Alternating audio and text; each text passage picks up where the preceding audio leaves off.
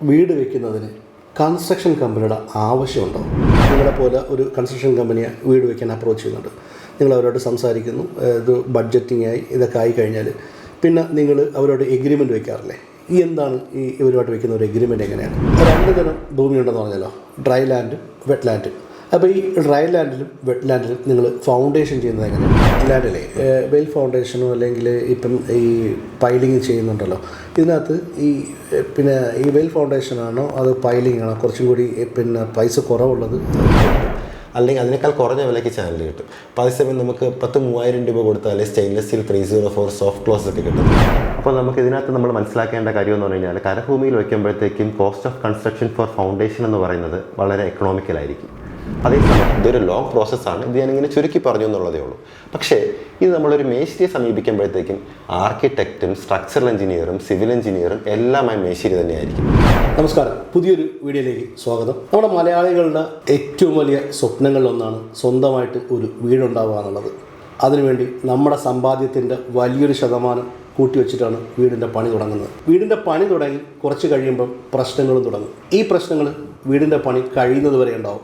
ആ സമയത്ത് നമ്മുടെ ബഡ്ജറ്റെല്ലാം താളം തെറ്റും. അപ്പോൾ ഇങ്ങനെ ഉണ്ടാകുന്നത് എങ്ങനെ തടയാം എന്നതിനെ കുറിച്ചിട്ടാണ് നമ്മളത് സംസാരിക്കുന്നത് കേട്ടോ. എൻ്റെ കൂടെ ഉള്ളത് ബോൺ ബിൽഡേഴ്സ് ആൻഡ് കൺസൾട്ടൻസിൻ്റെ MD മിസ്റ്റർ ഷമീറാണ്.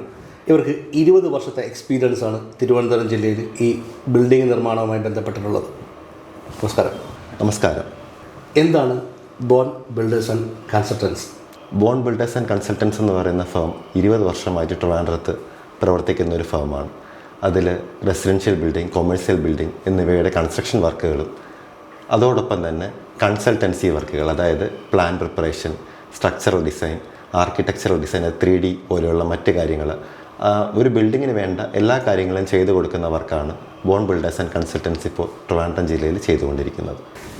ഞാൻ നേരത്തെ പറഞ്ഞല്ലോ, ഒരു ആളുടെ സ്വപ്നമാണ് വീടെന്ന് പറയുന്നത്, ഒരുപാട് കാലത്തെ സ്വപ്നം. അപ്പോൾ ഒരു വീട് വയ്ക്കാൻ പ്ലാൻ ചെയ്യുമ്പോൾ നമ്മൾ എന്തൊക്കെ കാര്യങ്ങൾ ശ്രദ്ധിക്കണം? നമ്മൾ ഒരു വീട് വയ്ക്കാൻ പോകുമ്പോഴത്തേക്കും ആദ്യമായിട്ട് നമ്മൾ ശ്രദ്ധിക്കേണ്ട പ്രോപ്പർട്ടി വാങ്ങുമ്പോഴത്തേക്കും ശ്രദ്ധിക്കേണ്ട കാര്യങ്ങളാണ്. പ്രോപ്പർട്ടി എന്ന് പറയുമ്പോഴത്തേക്കും നമ്മളെ കേരളത്തെ സംബന്ധിച്ചിടത്തോളം പറയുമ്പോഴത്തേക്കും ഡ്രൈ ലാൻഡ്, വെറ്റ് ലാൻഡ് അങ്ങനെയാണ് നമുക്ക് ഭൂമിയെ തരംതിരിക്കാൻ പറ്റുക. കരഭൂമി അല്ലെങ്കിൽ വയൽ അല്ലെങ്കിൽ ചതുപ്പെന്ന് പറയുന്ന രീതിക്ക് വരുന്ന ഭൂമികൾ. അപ്പോൾ നമുക്ക് ഇതിനകത്ത് നമ്മൾ മനസ്സിലാക്കേണ്ട കാര്യം എന്ന് പറഞ്ഞു കഴിഞ്ഞാൽ, കരഭൂമിയിൽ വയ്ക്കുമ്പോഴത്തേക്കും cost of construction for foundation എന്ന് പറയുന്നത് വളരെ എക്കണോമിക്കലായിരിക്കും. അതേസമയം നമ്മൾ വെറ്റ് ലാൻഡിലേക്ക് പോകുമ്പോഴത്തേക്കും, അതായത് വയലിലോ ചതുപ്പിലേക്കോ പോകുമ്പോഴത്തേക്കും cost of construction for foundation എന്ന് പറയുന്നത് സ്ലൈറ്റ്ലി മോർ എക്സ്പെൻസീവ് ദാൻ കരഭൂമി, അതായത് slightly more expensive than dry land ആയിരിക്കും. നമ്മൾ ഭൂമി സെലക്ട് ചെയ്യുമ്പോഴത്തേക്കും കരഭൂമി സെലക്ട് ചെയ്യുന്നത് കുറച്ചും കൂടെ ഉചിതമായിരിക്കും. എന്ന് പറഞ്ഞാൽ എല്ലാവർക്കും കരഭൂമി വാങ്ങാൻ പറ്റിക്കൊള്ളണം എന്ന് നമുക്ക് നിർബന്ധമില്ല. അങ്ങനെ വരുന്ന കേസുകളിൽ ഇപ്പം ചില സ്ഥലങ്ങളിൽ പോകുമ്പോഴത്തേക്കും, ഇപ്പോൾ ട്രിവാൻഡ്രത്തിനുള്ള ചില ഭാഗങ്ങളിൽ ക്രീമായിട്ട് വരുന്ന ചില സ്ഥലങ്ങളുണ്ട്. അവിടെ വരുമ്പോഴത്തേക്കും നമുക്ക് വെറ്റ് ലാൻഡേ കിട്ടത്തുള്ളൂ. പക്ഷേ അവിടെയുള്ള കമ്മ്യൂണിറ്റി എന്ന് പറയുന്നത് അത്രയും ക്രീമായിട്ടുള്ള സംഭവങ്ങളാണ്. അങ്ങനെ വരുമ്പോഴത്തേക്കും അപ്പോൾ അങ്ങനെയുള്ള സ്ഥലത്ത് സ്ഥലം വാങ്ങുന്നതിൽ തെറ്റില്ല. പക്ഷേ കോസ്റ്റ് ഓഫ് കൺസ്ട്രക്ഷൻ സ്ലൈറ്റ്ലി കൂടുതലായിരിക്കും എന്ന് മാത്രം മനസ്സിലാക്കി വെക്കുക. ബിൽഡിംഗ് കൺസ്ട്രക്ഷനിലേക്ക് കടക്കുമ്പോഴത്തേക്കും നമ്മൾ ശ്രദ്ധിക്കേണ്ട കാര്യം എന്ന് പറയുന്നത്, നമ്മൾ ആദ്യമായിട്ട് വേണ്ടത് നമ്മളൊരു പ്ലാൻ പ്രിപ്പയർ ചെയ്യുക എന്നുള്ളതാണ്. പ്ലാൻ പ്രിപ്പയർ ചെയ്യുന്നതിന് വേണ്ടി നമ്മൾ ആദ്യം ഒരു ആർക്കിടെക്റ്റിനെയാണ് സമീപിക്കേണ്ടത്.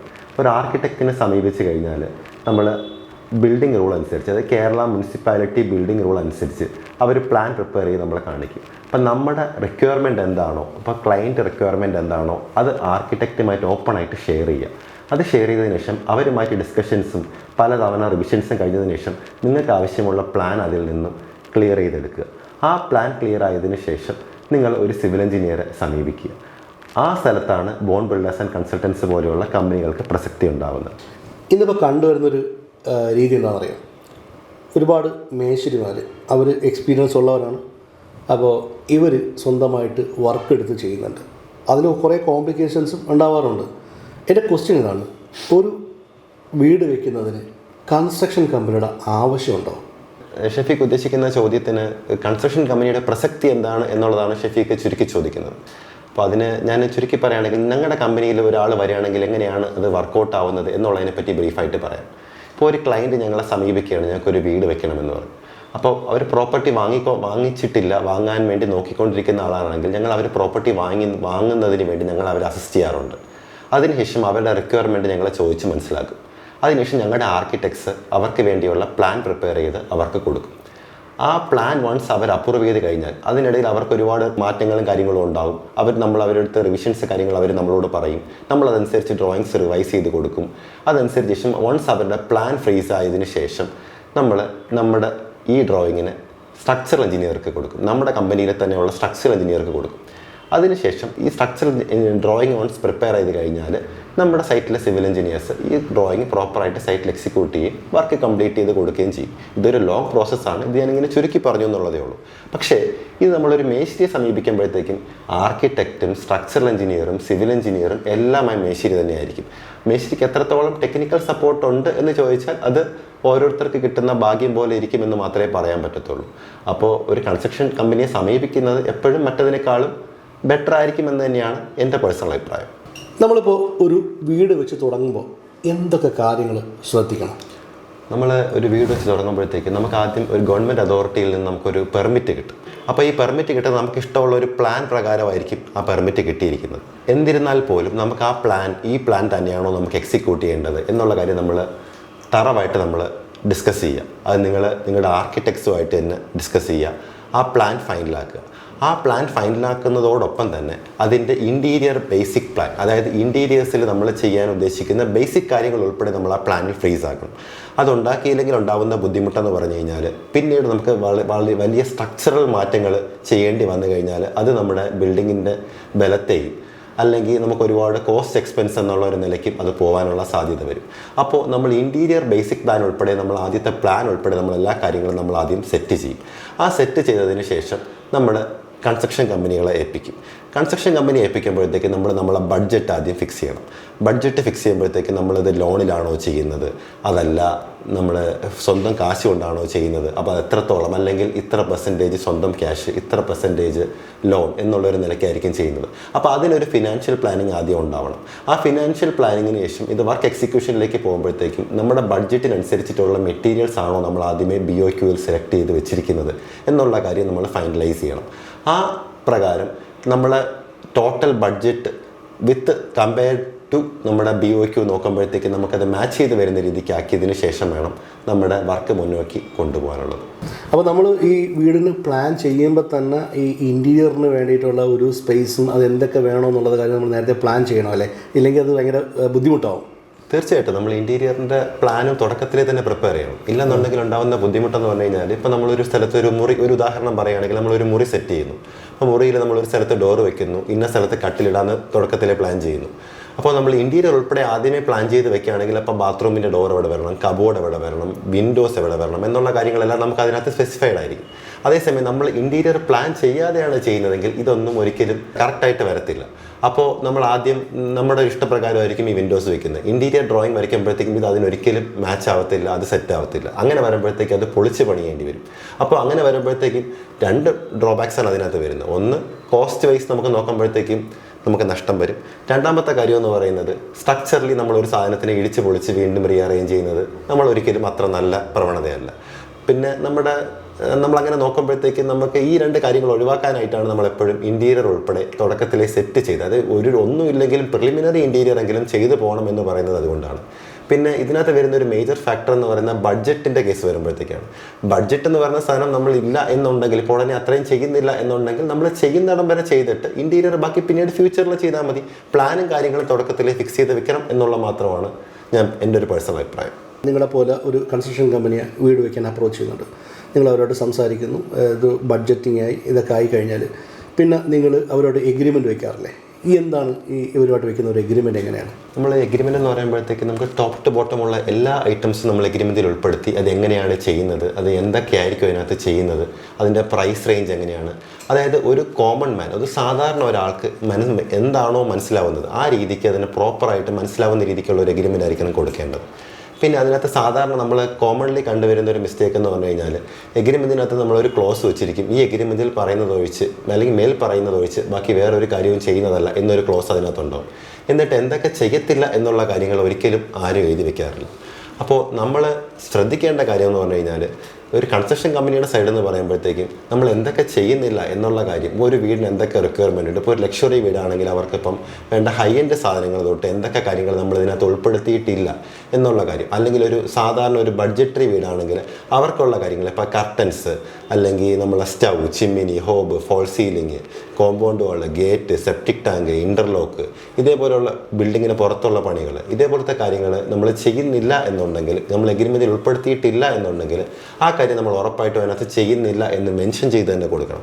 പിന്നെ ക്ലയൻറ്റിൻ്റെ സൈഡിൽ നിന്ന് ക്ലയൻറ്റ് ശ്രദ്ധിക്കേണ്ട കാര്യം എന്ന് പറയുമ്പോഴത്തേക്ക് ഒരു എഗ്രിമെൻറ്റ് ചെയ്യുന്നതിൽ ക്ലയൻറ്റ് തന്നെ ചിന്തിച്ച് നോക്കുക, എന്തൊക്കെ കാര്യങ്ങളാണ് എൻ്റെ വീടിന് വേണ്ടത്, അപ്പോൾ എന്തൊക്കെ കാര്യങ്ങൾ ഇതിനകത്ത് ഉൾപ്പെടുത്തിയിട്ടുണ്ട്, എന്തൊക്കെ കാര്യങ്ങൾ ഉൾപ്പെടുത്തിയിട്ടില്ല.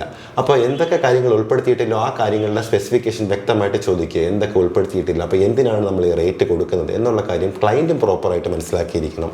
കൺസ്ട്രക്ഷൻ കമ്പനികൾ കുറച്ചും കൂടെ ക്ലാരിറ്റി ആയിട്ട് ഈ എഗ്രിമെൻറ്റിനകത്ത് നമ്മൾ ചെയ്യാത്ത കാര്യങ്ങളും കൂടെ ഉൾപ്പെടുത്തി കൊടുക്കുകയാണെന്നുണ്ടെങ്കിൽ ഇത് കുറച്ചും കൂടെ നന്നാവുമെന്നാണ് എനിക്ക് തോന്നുന്നത്. ഇപ്പോൾ നമ്മുടെ ഈ എഗ്രിമെൻറ്റിൽ നിങ്ങളൊരു ഇപ്പം കുറേ പ്രോഡക്റ്റുകൾ ഉണ്ടാവും. ഇപ്പം കർട്ടൻസ്, അതുപോലെ തന്നെ സാനിറ്ററി ഐറ്റംസ്, ഇതൊക്കെ ഓരോ ബ്രാൻഡായിരിക്കും നിങ്ങൾ ചൂസ് ചെയ്യുന്നത്. ഈ ചൂസ് ചെയ്യുന്ന ബ്രാൻഡ് തന്നെ ആയിരിക്കും നിങ്ങളവിടെ വെക്കൽ? തീർച്ചയായിട്ടും അങ്ങനെ തന്നെയായിരിക്കും. നമ്മൾ എഗ്രിമെൻറ്റിൽ തന്നെ പറഞ്ഞിരിക്കും ഇന്ന ബ്രാൻഡിലുള്ള ഇന്ന ബ്രാൻഡ് എന്ന് പറയുന്നതിലുപരി നമ്മൾ എഗ്രിമെൻറ്റിൽ കൊടുക്കുന്നതെന്ന് പറയുമ്പോൾ ഇത്ര പ്രൈസ് റേഞ്ചിലുള്ള സാധനം എന്ന് പറഞ്ഞായിരിക്കും കൊടുക്കുന്നത്. ബോൺ ബിൽഡേഴ്സ് ആൻഡ് കൺസൾട്ടൻസ് എന്ന് പറയുന്ന കമ്പനി ഞങ്ങൾ എഗ്രിമെൻറ്റ് ചെയ്യുമ്പോഴത്തേക്കും ചെയ്യുന്നത് ഇത്ര രൂപയുടെ, ഇപ്പോൾ സ്ക്വയർ ഫീറ്റ് 100 രൂപയുടെ ടൈൽസ് ഉപയോഗിച്ച് ചെയ്യുന്നു എന്നൊരു ഉദാഹരണം നമ്മൾ എഗ്രിമെൻറ്റിൽ വെച്ചിട്ടുണ്ടെങ്കിൽ അപ്പോൾ ക്ലയൻറ്റിന് ഇഷ്ടമാണ് ഏത് ബ്രാൻഡ് സെലക്ട് ചെയ്യണമെന്നുള്ളത്. അവർ ഷോറൂമിൽ പോയി നോക്കുക, ഷോറൂമിൽ നമ്മളും അവരോടൊപ്പം പോകും. അവരോടൊപ്പം പോയതിനു ശേഷം അവർക്ക് വേണ്ട പോസിറ്റീവ്സ് നെഗറ്റീവ്സ് അതിനകത്ത് പറഞ്ഞു കൊടുക്കും. ഇപ്പോൾ ടൈൽസിൽ ഇപ്പം നമ്മൾ ലൈറ്റ് കളർ ഷെയ്ഡ് എടുക്കുകയാണെങ്കിൽ വെട്ടം ഉണ്ടാവും, അതല്ലെങ്കിൽ ഇന്ന സ്ഥലത്ത് നമുക്ക് ഡാർക്ക് ഉപയോഗിച്ചാൽ കുറച്ചും കൂടെ നന്നായിരിക്കും എന്നുള്ള നമ്മുടെ കമൻറ്റ്സ് നമ്മൾ ക്ലയൻറ്റിനോട് പറഞ്ഞു കൊടുക്കുകയും ചെയ്യും. ക്ലയൻറ്റിന് ഇഷ്ടം അനുസരിച്ചിട്ടുള്ള സാധനം സെലക്ട് ചെയ്യും. ബ്രാൻഡ് അവരുടെ ഇഷ്ടത്തിനാണ് അവർ സെലക്ട് ചെയ്യുന്നത്, ക്ലയൻറ്റിന് ഇഷ്ടത്തിനനുസരിച്ചിട്ടാണ് സെലക്ട് ചെയ്യുന്നത്. അതിനുശേഷം റേറ്റ് അനുസരിച്ച്, ഇപ്പോൾ റേറ്റ് ഫോർ എക്സാമ്പിൾ ഇപ്പോൾ നമ്മൾ 100 രൂപ എഗ്രിമെൻറ്റിൽ എഴുതി കൊടുത്തു, അപ്പോൾ ക്ലയൻറ്റ് 90 രൂപയുടെ സാധനമാണ് സെലക്ട് ചെയ്തിരിക്കുന്നത് എന്നുണ്ടെങ്കിൽ നമ്മൾ 10 രൂപ നമ്മൾ ടോട്ടൽ ബില്ലിൽ കുറച്ച് കൊടുക്കും. ഇനി ക്ലയൻറ്റ് 110 രൂപയുടെ സാധനമാണ് സെലക്ട് ചെയ്യുന്നതെന്നുണ്ടെങ്കിൽ 10 രൂപ സ്ക്വയർ ഫീറ്റിന് വേരിയേഷൻ ഉണ്ടാവുകയും ചെയ്യും. ഇതെങ്ങനെയാണ് നമ്മൾ എഗ്രിമെൻറ്റിൽ നമ്മൾ ഫോളോ ചെയ്യുന്ന കാര്യം. ഇപ്പോൾ 2 തരം ഭൂമിയുണ്ടെന്ന് പറഞ്ഞല്ലോ, ഡ്രൈ ലാൻഡും വെറ്റ് ലാൻഡും. അപ്പോൾ ഈ ഡ്രൈ ലാൻഡിലും വെറ്റ് ലാൻഡിലും നിങ്ങൾ ഫൗണ്ടേഷൻ ചെയ്യുന്നത് എങ്ങനെയാണ്? നമ്മൾ ഡ്രൈ ലാൻഡിലും വെറ്റ് ലാൻഡിലും നമ്മൾ ചെയ്യുന്ന ഫൗണ്ടേഷൻ എന്ന് പറയുമ്പോഴത്തേക്കും, ഡ്രൈ ലാൻഡിൽ നമ്മൾ സാധാരണ ആൾക്കാർ 2 രീതിക്കാണ് ചെയ്യുന്നത്. ഒന്ന് RR മേസണറി മെത്തേഡിൽ, അതായത് റാൻഡറബിൾ മേസണറി പരമ്പരാഗത മെത്തേഡിൽ ചെയ്യുന്ന ഒരു രീതിയുണ്ട്. RR മേസണറി മെത്തേഡിൽ RR മേസണറി ഫൗണ്ടേഷൻ ചെയ്ത് പോകുന്നൊരു രീതിയുണ്ട്.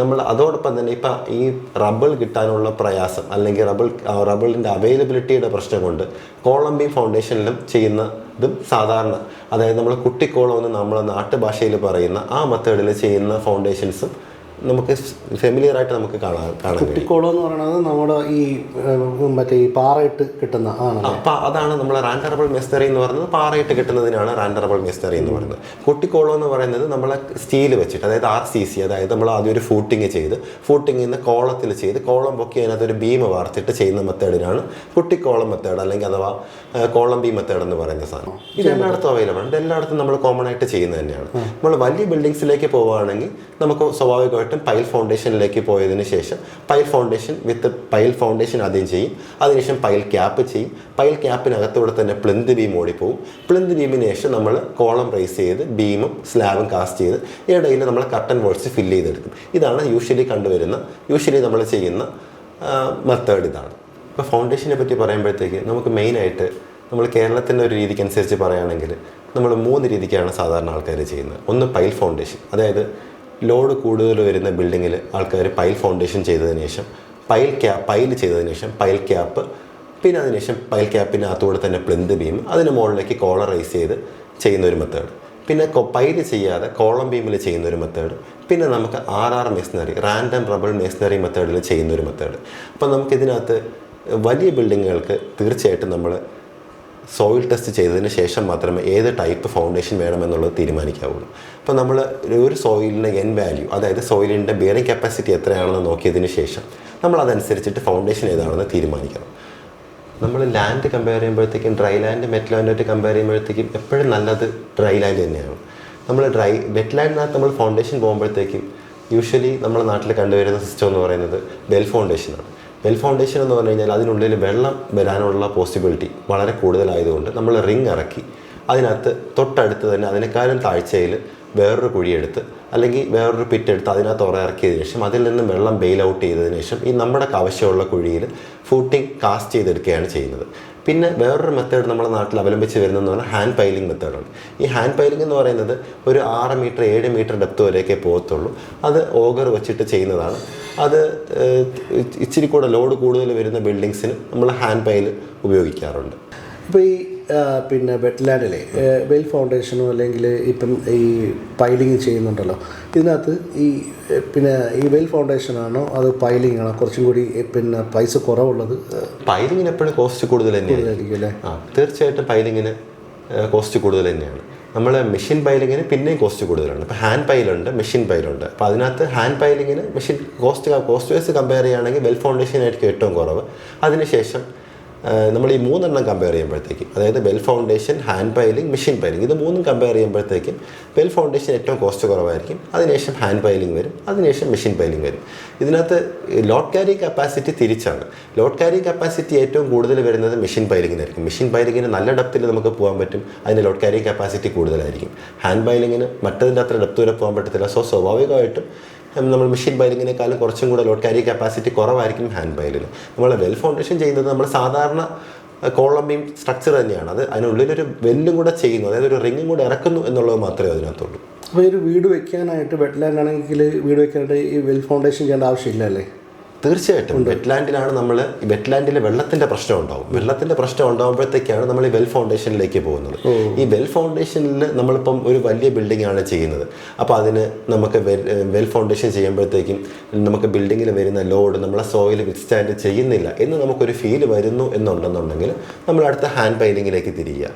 അപ്പോൾ ഈ ഹാൻഡ് പൈലിങ്ങിലും ആ ലോഡ് ക്യാരിങ് കപ്പാസിറ്റി നടക്കുന്നില്ല, അല്ലെങ്കിൽ നമുക്ക് ആ സോയിൽ ആ ലോഡ് വിത്ത്സ്റ്റാൻഡ് ചെയ്യുന്നില്ല എന്നുണ്ടെങ്കിൽ നമ്മൾ മെഷീൻ പൈലിങ്ങിലേക്ക് തിരിയുക. ആ ഒരു ഹൈറാർക്കിയിലാണത് പോകേണ്ടത്. ഇപ്പോൾ മെഷീൻ പൈലിങ്ങിൽ ചെയ്യണമെങ്കിൽ മിനിമം ഇത്ര സ്ക്വയർ ഫീറ്റ് വേണമെന്നുണ്ടോ? ഇല്ല, അങ്ങനെയില്ല. മെഷീൻ പൈലിങ്ങിൽ വേണം, പക്ഷെ നമുക്ക് നമ്പർ ഓഫ് പൈൽസ് കുറവാണെങ്കിൽ കോസ്റ്റ് ഓഫ് കൺസ്ട്രക്ഷൻ കൂടുതലായിരിക്കും. അവരുടെ മൊബിലൈസേഷൻ ചാർജ് അതുപോലെയുള്ള മാത്രമല്ല സ്വാഭാവികമായിട്ട് അവർക്ക് കൊണ്ടുവരുമ്പോഴത്തേക്ക് അതിൻ്റെ എക്സ്പെൻസും കാര്യങ്ങളൊക്കെ നമ്മൾ കമ്പയർ ചെയ്യുമ്പോഴത്തേക്ക് അത് കൂടുതലായിരിക്കും.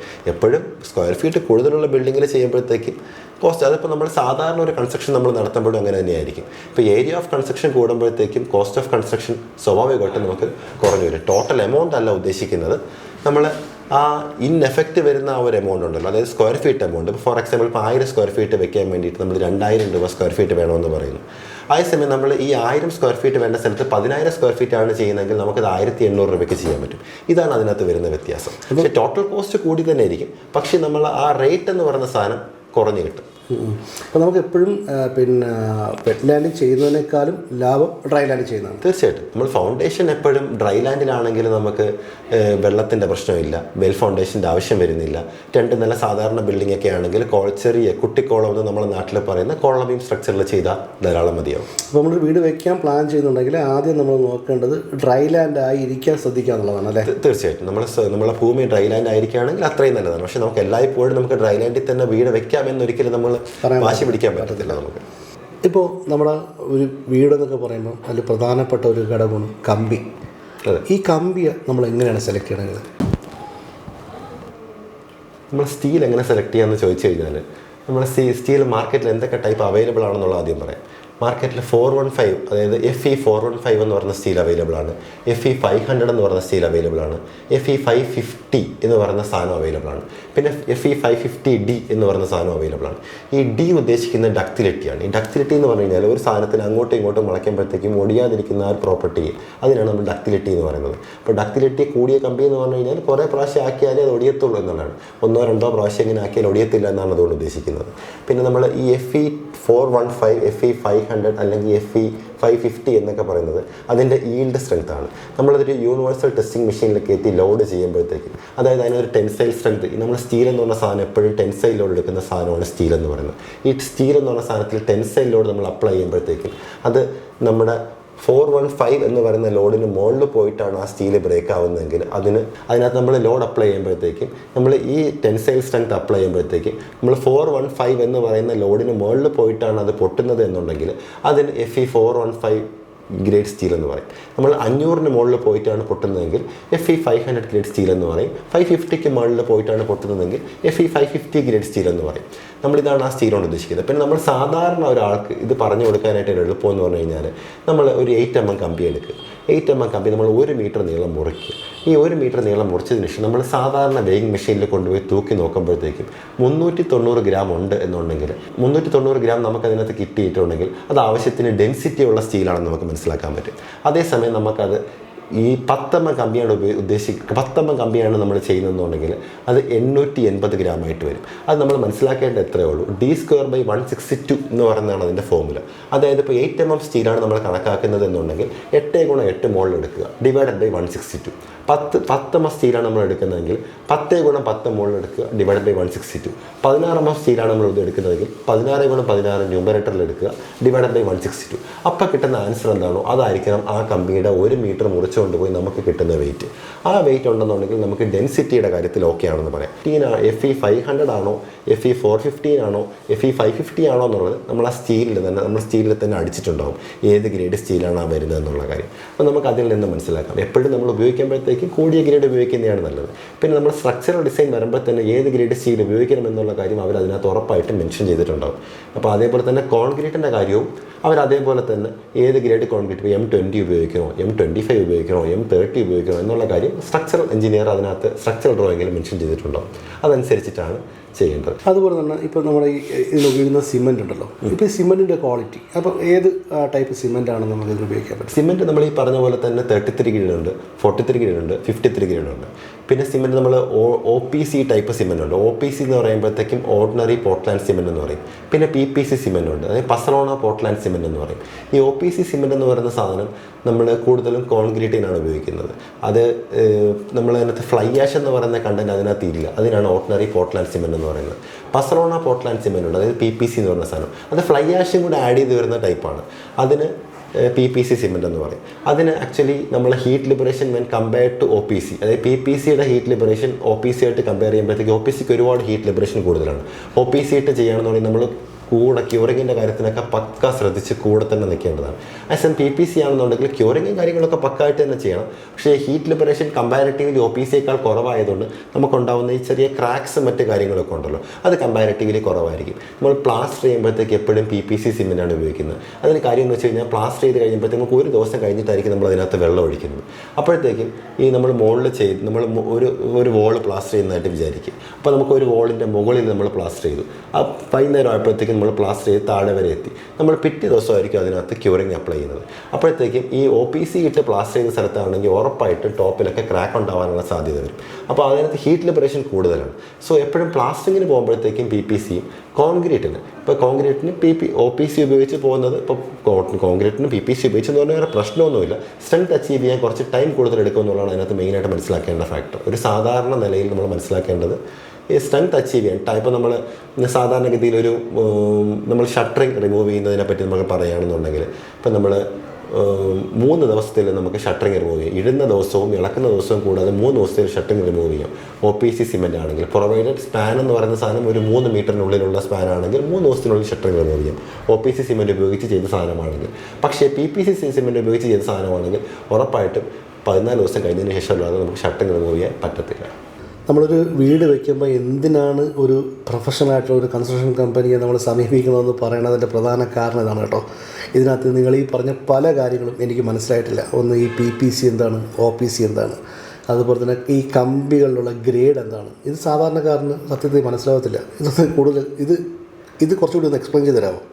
തീർച്ചയായിട്ടും. ഇത് നമ്മുടെ സംഭവം എന്ന് പറഞ്ഞാൽ സിമെൻറ്റ് എന്ന് പറഞ്ഞ സാധനം നമ്മുടെ മാർക്കറ്റിൽ കോമൺലി 2 ടൈപ്പാണ് അവൈലബിൾ ആയിട്ട് വരുന്നത്, OPCയും PPCയും. സിമെൻറ്റ് ഒരുപാട് ടൈപ്പ് ഉണ്ട്. ക്വിക്ക് സെറ്റിംഗ് സിമെൻറ്റ് ഉണ്ട്, അല്ലെങ്കിൽ നമ്മൾ പല ടൈപ്പ് സിമെൻറ്റ് ഉണ്ട്. ഇപ്പം നമുക്ക് സാധാരണക്കാർക്ക് മനസ്സിലാവുന്ന രീതിക്ക് പറയുകയാണെങ്കിൽ നമുക്ക് 2 ടൈപ്പ് സിമെൻറ്റാണ് നമ്മുടെ മാർക്കറ്റിൽ കോമൺലി അവൈലബിൾ ആയിട്ടുള്ളത്, OPC സിമെൻറ്റും PPC സിമെൻറ്റും.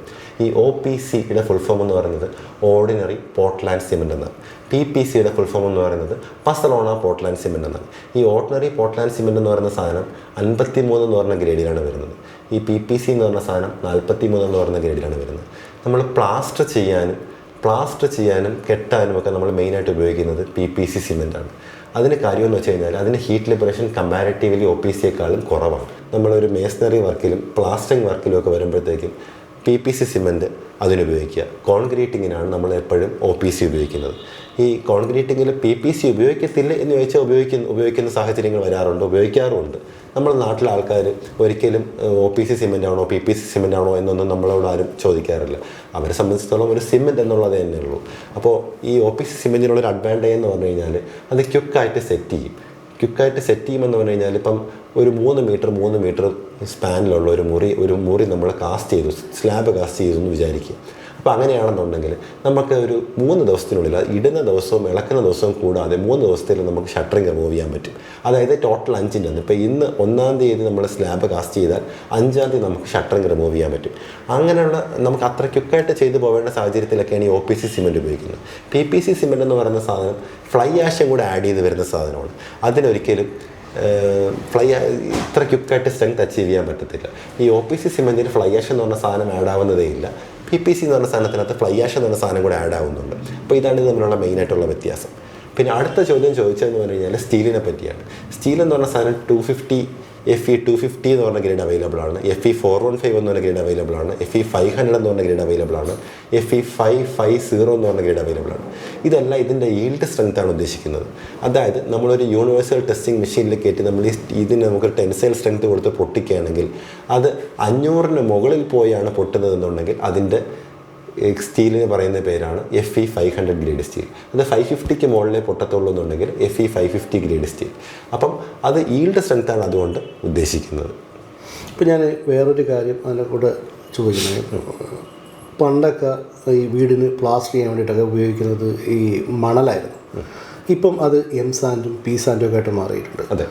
ഇത് ഡ്യൂറബിലിറ്റിയെ ബാധിക്കുന്നുണ്ടോ? ആക്ച്വലി ഡ്യൂറബിലിറ്റിയെ ബാധിക്കുന്നില്ല. ഇത് നമ്മളിതിനകത്ത് P സാൻഡും M സാൻഡും ഉപയോഗിക്കുന്നതിൽ തെറ്റില്ല. ഇതിനകത്ത് നമ്മൾ മനസ്സിലാക്കേണ്ട കാര്യം എന്ന് വെച്ച് കഴിഞ്ഞാൽ ഈ P സാൻഡ് ആണെങ്കിലും M സാൻഡ് ആണെങ്കിലും ഇത് വാഷ് ചെയ്ത സാധനം ഉപയോഗിക്കുക. അതായത് ഡസ്റ്റ് പാർട്ടിക്കിൾസ് മാക്സിമം കുറഞ്ഞ സാധനം ഉപയോഗിക്കുക. ഇപ്പം നമ്മൾ പല വീടുകളിൽ റൈസിങ് ഡാമേജസിൻ്റെ പ്രശ്നങ്ങൾ, അതായത് മതിലിൻ്റെ താഴെ പൂപ്പൽ വരുന്ന പ്രശ്നങ്ങൾ കാണാറുണ്ട്. അതിൽ വൺ ഓഫ് ദ റീസൺ എന്ന് പറയുന്നത് ഈ നമ്മൾ ഡസ്റ്റ് പാർട്ടിക്കിൾസ് കൂടിയ സിമെൻ്റ് ഇട്ട്, കൂടിയ M സാൻഡ് ഇട്ട് അല്ലെങ്കിൽ കൂടിയ P സാൻഡ് ഇട്ട് പ്ലാസ്റ്റർ ചെയ്യുന്നതിലേക്കും വരുന്ന പ്രശ്നങ്ങളാണ് അതിനകത്ത് കൂടുതൽ കാണുന്നത്. റൈസിങ് ഡാമേജസ് എന്ന് പറയുന്ന ഒരു പ്രതിഭാസം നമ്മളെ വീടുകളിലൊക്കെ ഇപ്പോൾ കണ്ടുവരാറുണ്ട്. ആ സംഭവം എന്ന് പറഞ്ഞു കഴിഞ്ഞാൽ നമ്മളെ P സാൻഡിൽ വരുന്ന ഡസ്റ്റ് പാർട്ടിക്കിൾസ് കൂടുതലായിട്ട് വരികയാണെങ്കിലും അത് ഈ നമ്മളെ റൈസിങ് ഡാമേജസ്, അതായത് നമ്മൾ ഈ മതിലിൽ പൊളിഞ്ഞിളകുന്ന സംഭവം കൂടുതലായിട്ട് വരാനുള്ള ഒരു സാധ്യത അതിനകത്ത്. ഇപ്പോൾ വീട്ടിലൊക്കെ വരുന്നതായി പൊളിഞ്ഞിളകുന്നതും ഈ ഇപ്പോൾ പുതുതായിട്ട് കിട്ടിയ വീടുകളിലൊക്കെ ഈ പെയിൻ്റ് അടിച്ചതിന് ശേഷം ഇളകി വരുന്നതൊക്കെ ഇതിൻ്റെ ഭാഗമായിട്ടാണോ? ഇതിൻ്റെ ഭാഗം മാത്രമായിട്ടാണെന്ന് പറയാൻ പറ്റത്തില്ല. പക്ഷെ നമ്മൾ ഇതിനൊരു ആക്സിലറേഷൻ ഉണ്ടാകും. അപ്പോൾ ഒരു ആക്സിലറേഷൻ ഉണ്ടാകുന്നതിനുള്ള ഒരു കാരണം ഈ ഡസ്റ്റ് പാർട്ടിക്കിൾസ് കൂടിയ P സാൻഡ് ഇട്ട് പ്ലാസ്റ്റർ ചെയ്യണമെങ്കിൽ ഉറപ്പായിട്ടും ഈ സാധനം കുറച്ചും കൂടെ ക്വിക്കായിട്ട് അടർന്ന് വീഴാനുള്ള പോസിബിലിറ്റി ഉണ്ടാവും. അപ്പോൾ ഇതിന് ക്വാളിറ്റിയുള്ള പ്രോഡക്റ്റ് നമ്മൾ ഉപയോഗിക്കുക എന്നുള്ളതാണ് അല്ലേ? തീർച്ചയായും നമ്മൾ പ്ലാസ്റ്റർ ചെയ്യുമ്പോഴത്തേക്ക് ക്വാളിറ്റിയുള്ള P സാൻഡ് ഉപയോഗിക്കുക എന്നുള്ളതാണ്. ഇപ്പോൾ നമ്മൾ സാൻഡ് എന്ന് പറഞ്ഞ സാധനത്തിനകത്ത് ഫൈബർ കണ്ടൻറ്റ് ഒരുപാട് കൂടുതലാണ്. അപ്പം നമുക്കിപ്പോൾ ചെറിയ പ്ലാസ്റ്ററിങ് ക്രാക്സ് നമ്മൾ M സാൻഡ് അല്ലെങ്കിൽ P സാൻഡ് കൊണ്ട് പ്ലാസ്റ്റർ ചെയ്യുമ്പോഴത്തേക്കും പ്ലാസ്റ്ററിങ് ക്രാക്സ് വരാറുണ്ട്. അത് നമുക്ക് ഒഴിവാക്കാൻ പറ്റത്തില്ല. നമ്മൾ എത്ര ക്യൂർ ചെയ്താലും ഈ സാധനം വരിക തന്നെ ചെയ്യും. അത് ആക്ച്വലി ചില ആൾക്കാർ പറയും പണ്ടത്തെ വീടുകളിലൊന്നും ഇത്ര ക്രാക്സ് വരുന്നില്ല എന്നുള്ളത് പറയാറുണ്ട്. പക്ഷേ അത് ഈ ഫൈബർ കണ്ടൻറ്റിൻ്റെ കുറവ് കൊണ്ടാണ് അങ്ങനെ ഈ ഒരു സംഭവം വരുന്നത്. അപ്പോൾ പിന്നെ ഇതിനകത്ത് ഉപയോഗിക്കുമ്പോഴത്തേക്ക് ഇതിനകത്ത് നമ്മൾ ശ്രദ്ധിക്കേണ്ട മെയിൻ കാര്യം ഇതാണ്. P സാൻഡാണ് ഇപ്പോൾ നമ്മുടെ നാട്ടിൽ കോമൺലി അവൈലബിൾ ആയിട്ടുള്ള സാധനം.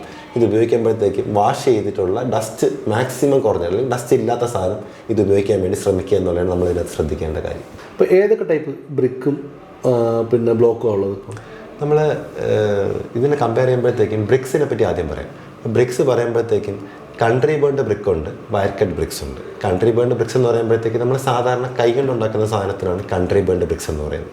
വയർ കട്ട് ബ്രിക്സ് എന്ന് പറയുമ്പോഴത്തേക്കും അത് മെഷീൻ പ്രസ് ചെയ്ത് വരുന്ന ബ്രിക്സിനാണ് വയർ കട്ട് ബ്രിക്സ് എന്ന് പറയുന്നത്. ഇതിനകത്ത് എപ്പോഴും ലോഡ് ക്യാരിങ് കപ്പാസിറ്റി കൂടുതൽ വരുന്നത് വയർ കട്ട് ബ്രിക്സിനായിരിക്കും. മെഷീൻ പ്രസ് ചെയ്ത് വരുന്ന ബ്രിക്സിനായിരിക്കും ലോഡ് ക്യാരിങ് കപ്പാസിറ്റി കൂടുതൽ. അപ്പോൾ ഒരു ബെറ്റർ ഓപ്ഷൻ എന്ന് പറയുന്നത് എപ്പോഴും വയർ കട്ട് കല്ലുകൾ തന്നെയാണ്.